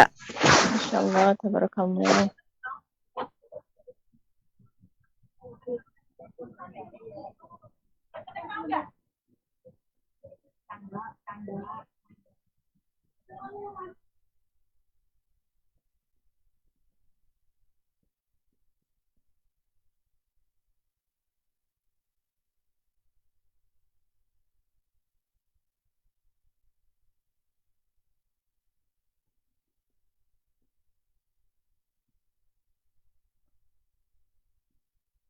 Pak Imam, dengar suara saya? Oke. Baik, Bu Eni, saya berterima kasih Bu Eni, alhamdulillah bersyukur Bu Eni masih Allah berikan ketetapan iman Islam ya. Karena nggak semua orang punya hal yang sama. Karena tadi ketika dia masuk Islamnya hanya karena administratif pernikahan, maka ketika urusan rumah tangganya nggak beres, dia kembali kepada agamanya. Tapi Bu Eni alhamdulillah masih dengan keyakinan yang Allah berikan kepada kita, dan itu fitrahnya kita. Karena sejatinya orang-orang yang beriman itu kita sudah diimani, diberikan iman oleh Allah ketika kita dalam kandungan seorang ibu gitu ya. Jadi fitrahnya kita memang beriman pada Allah gitu. Nah, bicara tadi ketika satu hal poin kaitan dengan ini, Bu Heni dari Malang ya? Iya Pak, saya dari Malang, orang tua saya asli Malang. Baik ya. Malah memang masih sebagian Hindunya juga cukup banyak gitu ya. Iya. Kayak di Salatiga di Jogja itu dengan Kristen misalnya. Nah, kaitan dengan hubungan kita dengan orang tua itu semestinya memang hubungan muamalah di dunia semasa hidup. Nah, kaitan dengan doa ya kita hanya minta mohon kepada Allah saja agar orang tua kita dapat hidayah. Tapi ketika orang tua kemudian sudah wafat dan beda keyakinan, ini sebenarnya sudah putus hubungan kaitan muamalah kitanya dengan orang tua kita gitu ya. Berbeda dengan orang tua yang beriman, maka orang tua kita masih bisa kita doakan dengan kebaikan-kebaikan kita karena masih ada iman di situ. Nah, ini perbedaannya Bu Heni. Maka ketika orang tua kita misalnya non muslim gitu ya, ya kita sebatas hanya doa minta pada Allah, walaupun sebagian besar ulama berpendapat ya artinya doa kita itu tidak diterima karena memang berbeda keyakinan gitu. Nah, berbeda dengan orang tua kita yang misalnya muslim, maka doa yang kita lakukan insya Allah walaupun orang tua kita misalnya dalam keadaan maksiat, insya Allah ada doa yang tersampaikan karena masih sama-sama keyakinan yang sama. Ini kaitan dengan doa yang disampaikan. Nah, hal lain apa Bu Heni tadi? Iya, jadi kan apa tadi tuh maksudnya saya tuh masih agak bingung antara agama gitu loh Pak, karena kan tempat saya kan dari dulu sampai sekarang dari keturunan-keturunan itu selalu agamanya berbeda gitu loh. Ya. Nah, maka dalam Islam itu termasuk dalam undang-undang negara juga diatur di undang-undang tentang pernikahan kan nggak boleh campur agama, harus sama gitu. Maka ketika suami istri ya dia harus sama keyakinannya. Kok ada Ustadz tuh tetangga kita yang beda agama kok dia dapat dapat surat misalnya. Oh, itu bisa jadi dengan catatan sipil dua negeri. Kalau di aturan agama kita, di aturan negara kita jelas gitu. Kalau yang muslim di KUA, yang non muslim nanti di catatan sipil dan itu harus keyakinan yang sama. Kira-kira begitu. Kalau misalnya keyakinannya berbeda maka bisa dilakukan di luar Indonesia. Ini salah satu contoh. Nah, gimana kaitan dengan agama yang mix atau campur di keluarga kita? Ya ada hubungan keyakinan, ada hubungan muamalah. Nah, kalau muamalah ya tetap kita lakukan dengan baik, kakak adik, anak orang tua, ya hubungan persaudaraan tetap dilakukan dengan baik. Tapi hubungan terkait agamanya ya harus dipisahkan. Kira-kira begitu, Bu Heni. Ada lagi yang diperjelas lagi? Iya, Pak Ustadz, dulu sebelum saya menikah, memang kakek saya sudah nggak ada waktu saya masih SMP. Kalau nenek saya waktu saya sudah menikah. Tapi dulu saya pernah punya nazar. Kalau saya sukses, saya mau ngabenin kakek saya sama almarhum ayah saya. Tapi ayah saya kan dulu karena masih gadis, dia sudah Hindu sama kayak orang tua, terus dia ikut temennya Islam, terus balik lagi ke Hindu. Gitu, dia ninggal gadis. Nah, kata ibu saya sekalian sama ayu kamu di ngabenin. Saya bilang insya Allah kalau saya punya rezeki, saya bilang gitu. Nah, apakah saya harus melaksanakan nazar saya? Sekarang saya jadi harus 3 orang yang saya ngabenin. Maksudnya kakek nenek saya dan almarhum ayu saya.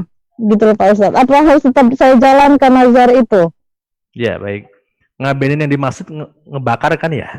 Iya, ngabenin itu pembakaran mayat. Kalau kita begitu dia meninggal nggak bisa dibakar, kita bisa kalau kita punya rezeki. Jadi ibaratnya kuburannya dibongkar, terus arwahnya itu katanya dipanggil gitu loh. Baik ini. Nazar itu dalam Islam itu nazar yang baik. Artinya kalau misalnya kita bernazar ya sesuatu yang Allah ridhoi, yang Allah berkahi gitu ya. Nah, memang urusan agama terkadang urusan masing-masing, tapi ketika ada kaitan dengan urusan nasab atau urusan keluarga gitu ya, maka terkadang kita juga terpanggil gitu. Nah, saran saya kalau memang dirasa cukup ketika orang tua itu dikuburkan, karena memang kita punya keyakinan kan orang meninggal dikuburkan bukan dibakar. Betul nggak?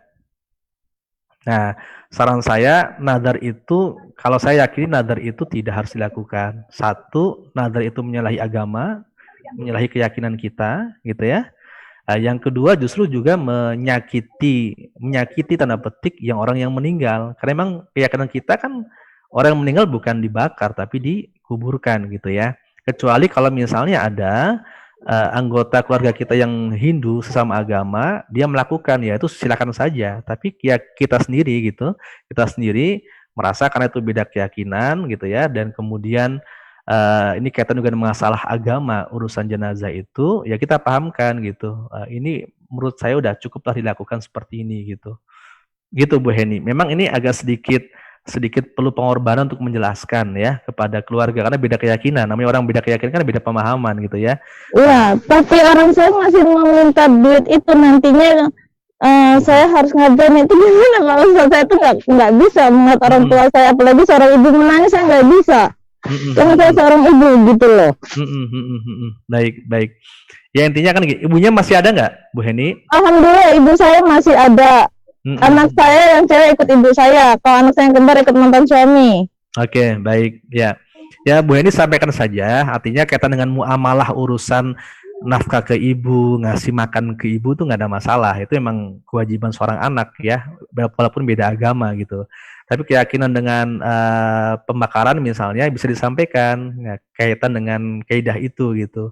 Walaupun itu keyakinannya. Tapi artinya gini, artinya kalaupun misalnya ibu hanya memberikan ini sebagai nafkah gitu ya, tapi kaitan dengan ngabenin karena dalam keyakinan kami tidak melakukan misalnya, kami mohon ibu kami cukupkan dengan proses penguburan saja misalnya. Ini bahasa yang disampaikan memang perlu hati-hati karena ini masalah keyakinan.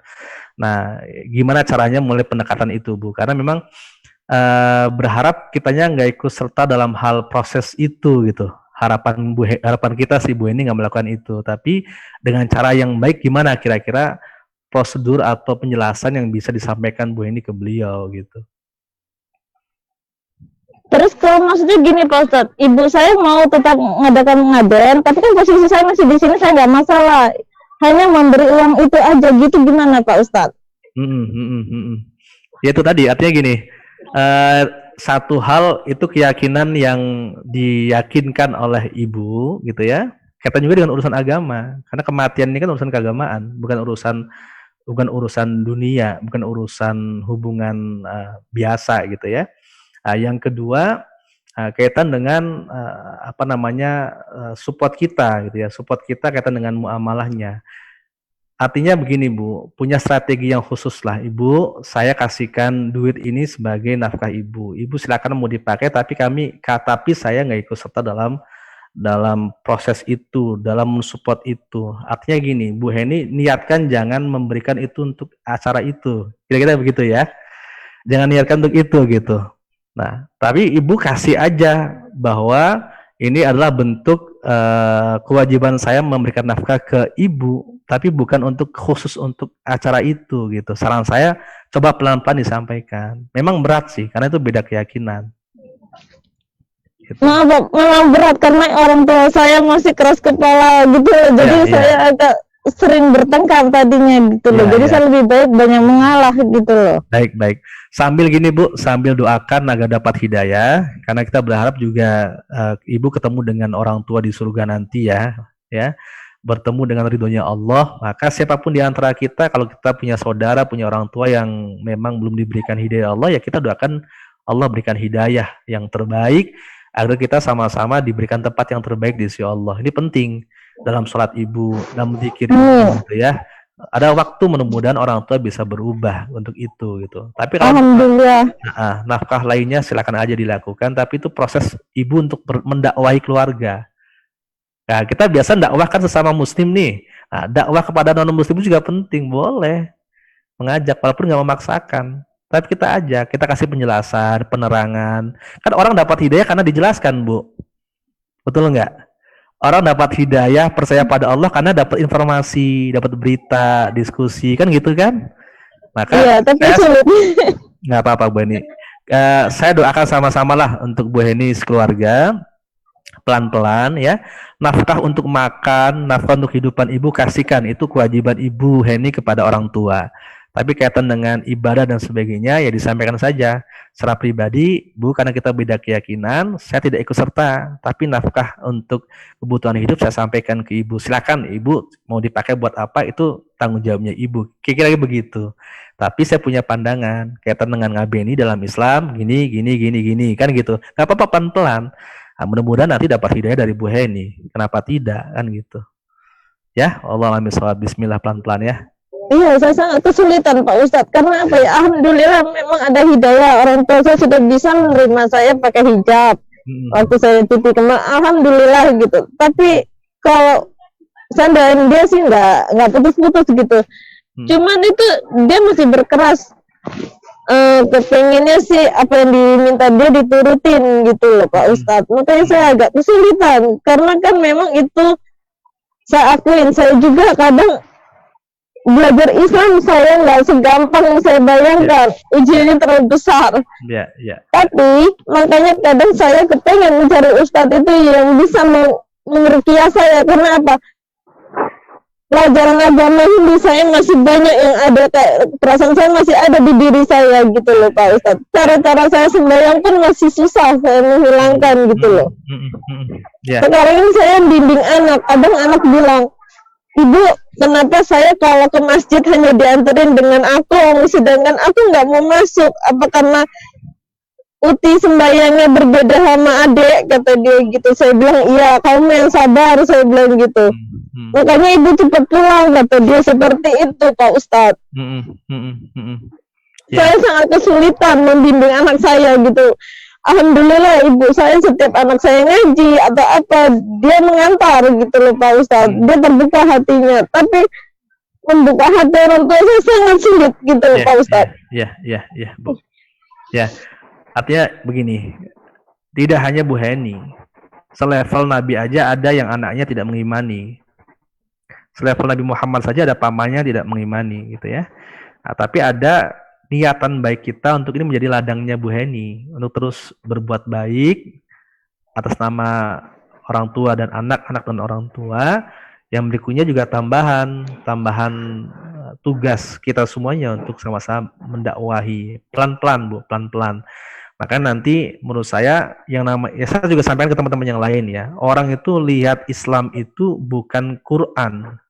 Orang lain non muslim tuh lihat kita itu kadang bukan hadis. Karena mereka bisa tidak mengkaji secara langsung. Tapi yang mereka lihat adalah sikap kita.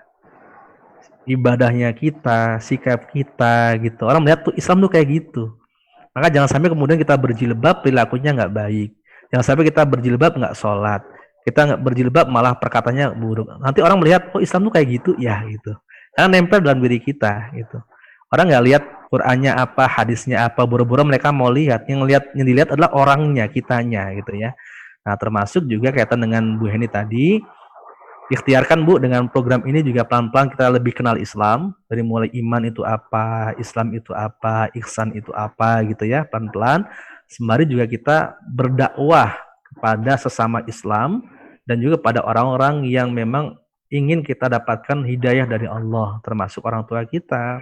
Maka doa yang terbaik bagi anak untuk orang tua itu ya adalah hidayah ketika orang tuanya itu memang belum Islam gitu. Termasuk orang tua kepada anak gitu. Karena memang kenikmatan yang paling tinggi adalah nikmat iman Islam kan, bukan harta, bukan kekayaan. Nikmat yang tertinggi itu iman dan Islam.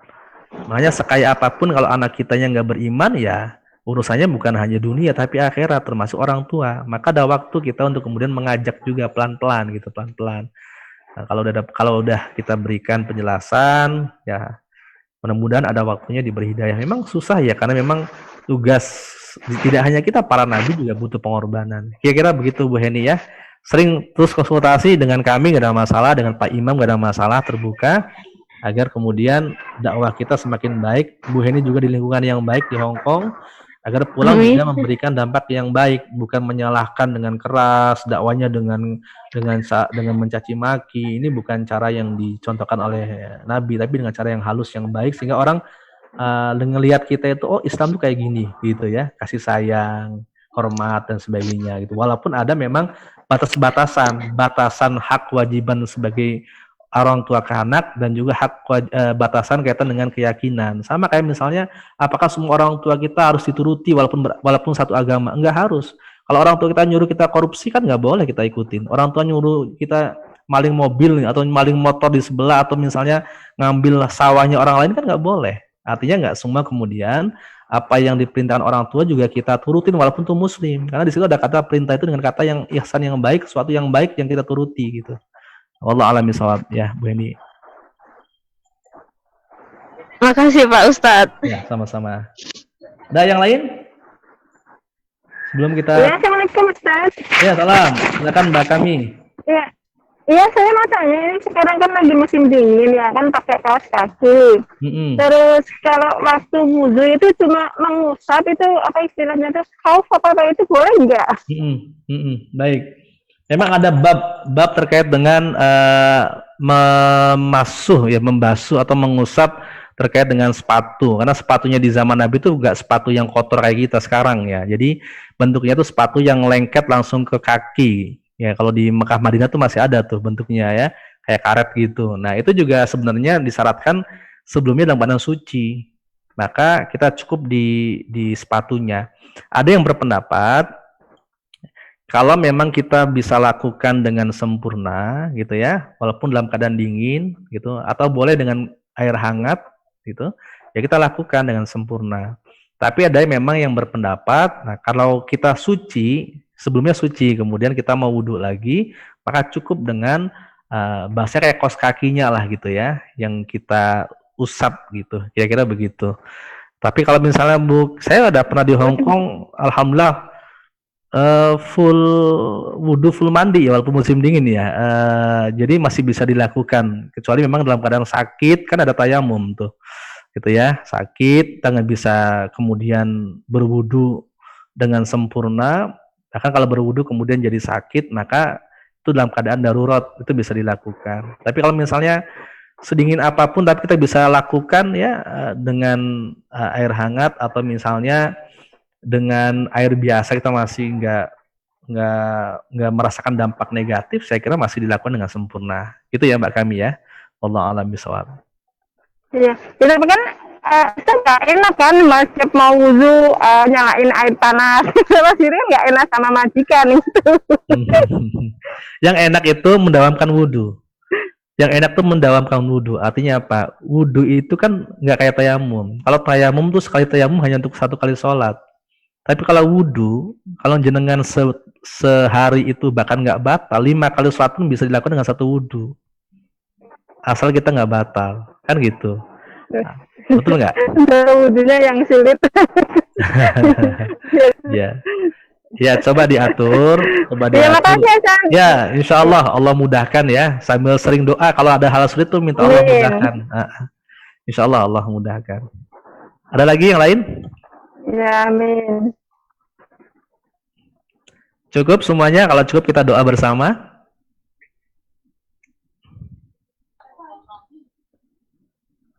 Ada lagi yang bertanya?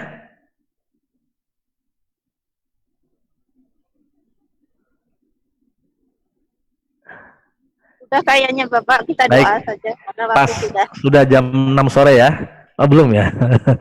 Baik Mbak Ibu, iya baik Bapak, Bapaknya nggak ada nih, Pak Imamnya lagi sholat kayaknya ya. Mbak Ibu semuanya, kajian kita akan semakin terus dalami ya, setiap pekan, setiap jam 2 sampai jam 4 insya Allah, dengan materi-materi yang sudah kita siapkan. Semoga lebih dalam lagi kita mengkaji, niatkan mengharap ridha Allah, tafakuh fiddin, mendalami ilmu agama, karena ini bagian dari fardu ain kita seorang muslim, agar terus mendalami ilmu, karena kalau ibadah tanpa ilmu ini kan jadi catatan, ada hal yang pincang, jadi nggak sempurna. Jadi ibadah kita harus sempurna dengan ilmu yang kita miliki. Nah, waktu kita sangat terbatas di Hong Kong, jadi jangan sia-siakan juga waktu kita untuk mengkaji ilmu agama, apalagi dengan tantangan yang luar biasa, dengan kondisi yang tidak semestinya seperti di Indonesia. Oleh karenanya kita mohon minta pada Allah agar Allah mudahkan kita beribadah dimanapun kita berada, karena Hong Kong, Macau, Indonesia sama-sama buminya Allah, ya, sama-sama buminya Allah. Di Indonesia ada malaikat, di Hong Kong pun ada malaikat. Jangan bayangin rumah kita itu yang kita tempati itu nggak ada orang lain, nggak ada makhluk lain loh. Ya, kita pulang ke rumah itu ada majikan, iya ada majikan. Pas majikan keluar ada selain majikan makhluk lain di situ. Tinggal kita milih mau malaikat yang hadir apa setan yang hadir, kan gitu. Nah, kalau mau malaikat yang hadir agar kita tenang, ya jangan lupa tempat kita diisi dengan sholat, dengan tilawah, dengan zikir, dengan apa yang bisa kita mampu kita lakukan di situ. Jangan sampai kemudian pikiran-pikiran sesuatu yang simpel jadi ruwet karena apa? Karena nggak adanya malaikat, nggak ada hadirnya malaikat di rumah kita di Indonesia dan di rumah kita di Hong Kong gitu ya. Jadi iringi dengan kebaikan, banyakin amaliyah, zikir, Quran walaupun terbatas kita bisa baca semampu kita gitu ya, sehingga kemudian kita ditemani oleh malaikat Allah gitu. Ya, malaikat Allah menemani kita, termasuk malaikat rahmat. Kalau udah malaikat rahmat tuh masuk ke rumah, Masya Allah, turun tuh rahmat, enak gitu, adem. Ada masalah apapun jadi kecil gitu, nggak jadi besar.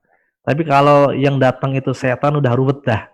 Pikirannya ruwet, kita nggak jaga wudhu. Tandanya kita itu didatangi malaikat ya sering wudhu, sering sholat, sering baca Quran. Sebaliknya kalau kita didatangi setan ya yang nggak wudhu gitu ya, sering kotor, sering najis gitu ya, sering ya kira-kira kita nggak suci, maka yang datang ya bukan malaikat, tapi jin-jin yang berupa setan tadi. Ini akan mengganggu juga aktivitas kita. Baik, kita akhiri dengan doa. Ibu-ibu semuanya, mbak semuanya, kita ada pertemuan dengan 21 ustadz setiap pekan ya, dengan tema bermacam-macam. Besok temanya Quran dan Hadis sampai 10 pertemuan mendatang. Lalu ada tema tentang iman, tentang Islam, sehingga nanti komprehensif kajian kita. Kita hari ini akhiri dengan doa. Doakan juga orang tua kita yang sedang sakit ya. Doakan orang tua kita dapat hidayah yang memang belum beriman. Doakan juga suami kita yang di Indonesia yang masih punya suami, Allah berikan kekuatan iman Islam. Anak-anak kita juga Allah jadikan anak yang soleh-solihah. Al-Fatihah. A'udzu billahi minasyaitonir rajim. Bismillahirrahmanirrahim. Alhamdulillahirabbil alamin. Arrahmanirrahim. Maliki yaumiddin. Iyyaka na'budu wa iyyaka nasta'in. Ihdinas shiratal mustaqim. Shiratal ladzina an'amta 'alaihim ghairil maghdubi 'alaihim waladdallin. A'udzu billahi minasyaitonir rajim. Bismillahirrahmanirrahim. Allahumma shalli ala sayyidina Muhammad wa ala alihi wa sahbihi wa barik wa sallim ajma'in. Ya Allah, ya Tuhan kami, ini adalah soremu yang telah menjelang dan siangmu yang telah berlalu ya Allah.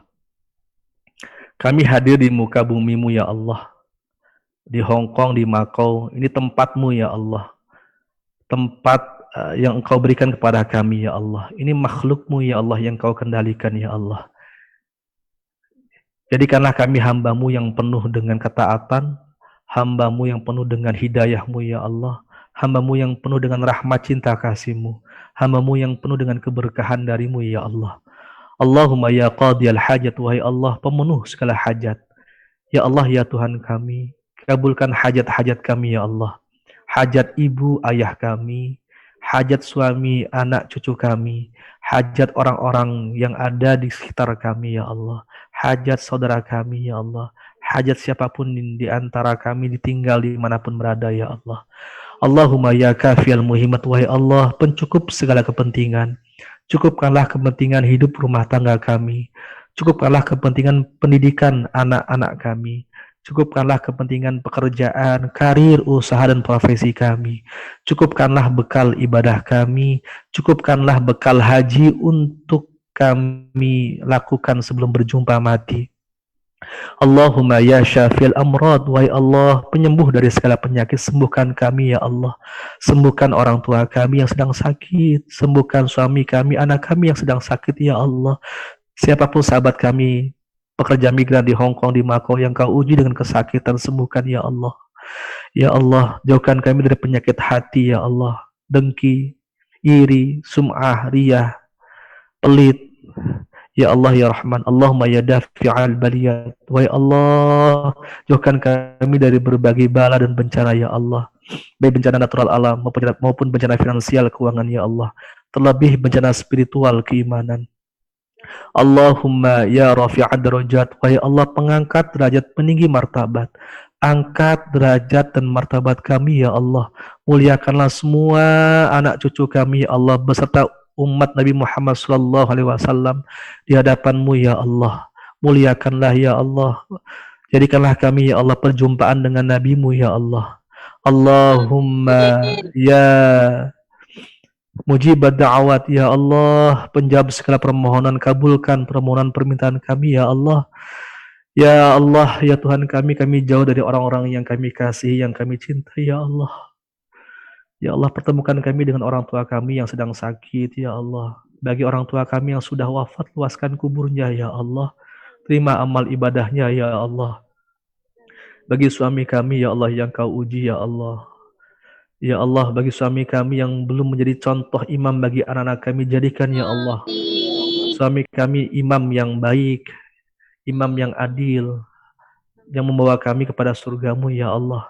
Anak-anak kami jadikan generasi yang saleh, zuriyah thayyibah, yang ketika kami kelak meninggal, mereka mendoakan kami, ya Allah. Mengirimkan doa-doa kebaikan untuk kami, ya Allah, ya Rahman, ya Rahim. Ya Allah, jadikan harta rizki yang kau anugerahkan di Hong Kong, di Macau ini rizki yang halal, yang thayyib, penuh dengan keberkahan, penuh dengan kebermanfaatan, yang menjadikan investasi tidak hanya di dunia, ya Allah, tapi kelak membawa kami ke surgamu dengan infak sedekah yang kami tunaikan, ya Allah, dengan zakat yang kami bayarkan, dengan wakaf yang kami berikan, ya Allah. Ya Allah, ya Rahman, jadikanlah, ya Allah, hidup ini hidup penuh dengan keberkahan, dan akhir hidup kami husnul khatimah. Rabbana atina fid dunya hasanah wa fil akhirati hasanah wa qina adzabannar. Rabbi zidni ilma warzuqni fahman. Berikan, ya Allah, pemahaman ilmu yang kami dapatkan, ilmu yang bermanfaat untuk kami menjadi panduan hidup di dunia ini. Rabbana atina fid dunya hasanah wa fil akhirati hasanah wa qina adzabannar. Wa sallallahu ala sayyidina Muhammad wa ala alihi wa sahbihi wa baraka wa sallam. Walhamdulillahi rabbil alamin. Astaghfirullah رب البرايا أستغفر الله الخطايا ربي زدني علما نافعا ووافقني عملا صالحا. Demikian, semoga bermanfaat. Jumpa lagi di jadwal berikutnya. Tadi mohon maaf kalau ada salah kata, dan sama-sama kita saling mendoakan dalam kebaikan, karena doa yang kita berikan kepada orang lain akan kembali kepada diri. Amin ya Allah. Muwafiq ila aqwamit thoriq. Assalamualaikum warahmatullahi wabarakatuh. Waalaikumsalam warahmatullahi wabarakatuh. Terima kasih Ustaz. Mohon maaf lahir batin atas tambahan ilmu-ilmunya.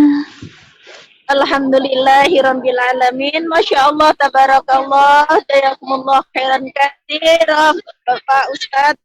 Mudah-mudahan apa yang Bapak Ustadz Fauzi Qasim sampaikan tadi bisa menambah iman serta Islam kita, dan banyak menambah ilmu kita betapa indahnya Islam, dan mudah-mudahan itu akan menjadi bekal bagi kita semua, yang khususnya yang di Hong Kong, di Macau, dan semuanya. Sekali lagi kami hadirkan jazakumullahu khairan katsira kepada Dompet Duafa yang telah menyelenggarakan ilmu, walaupun kita untuk saat ini kita lewat Zoom. Akhir kata, saya di sini sebagai Muqaddimatul Awqat. Mohon maaf semua kekurangan dan kesalahan kami dari awal hingga akhir. Kalau ada jarum yang patah, tolong jangan simpan dalam peti. Semua kata-kata saya yang salah, saya mohon maaf setulus hati. Usikum wa nafsi bitaqwallah. Wassalamualaikum warahmatullahi wabarakatuh. Waalaikumsalam.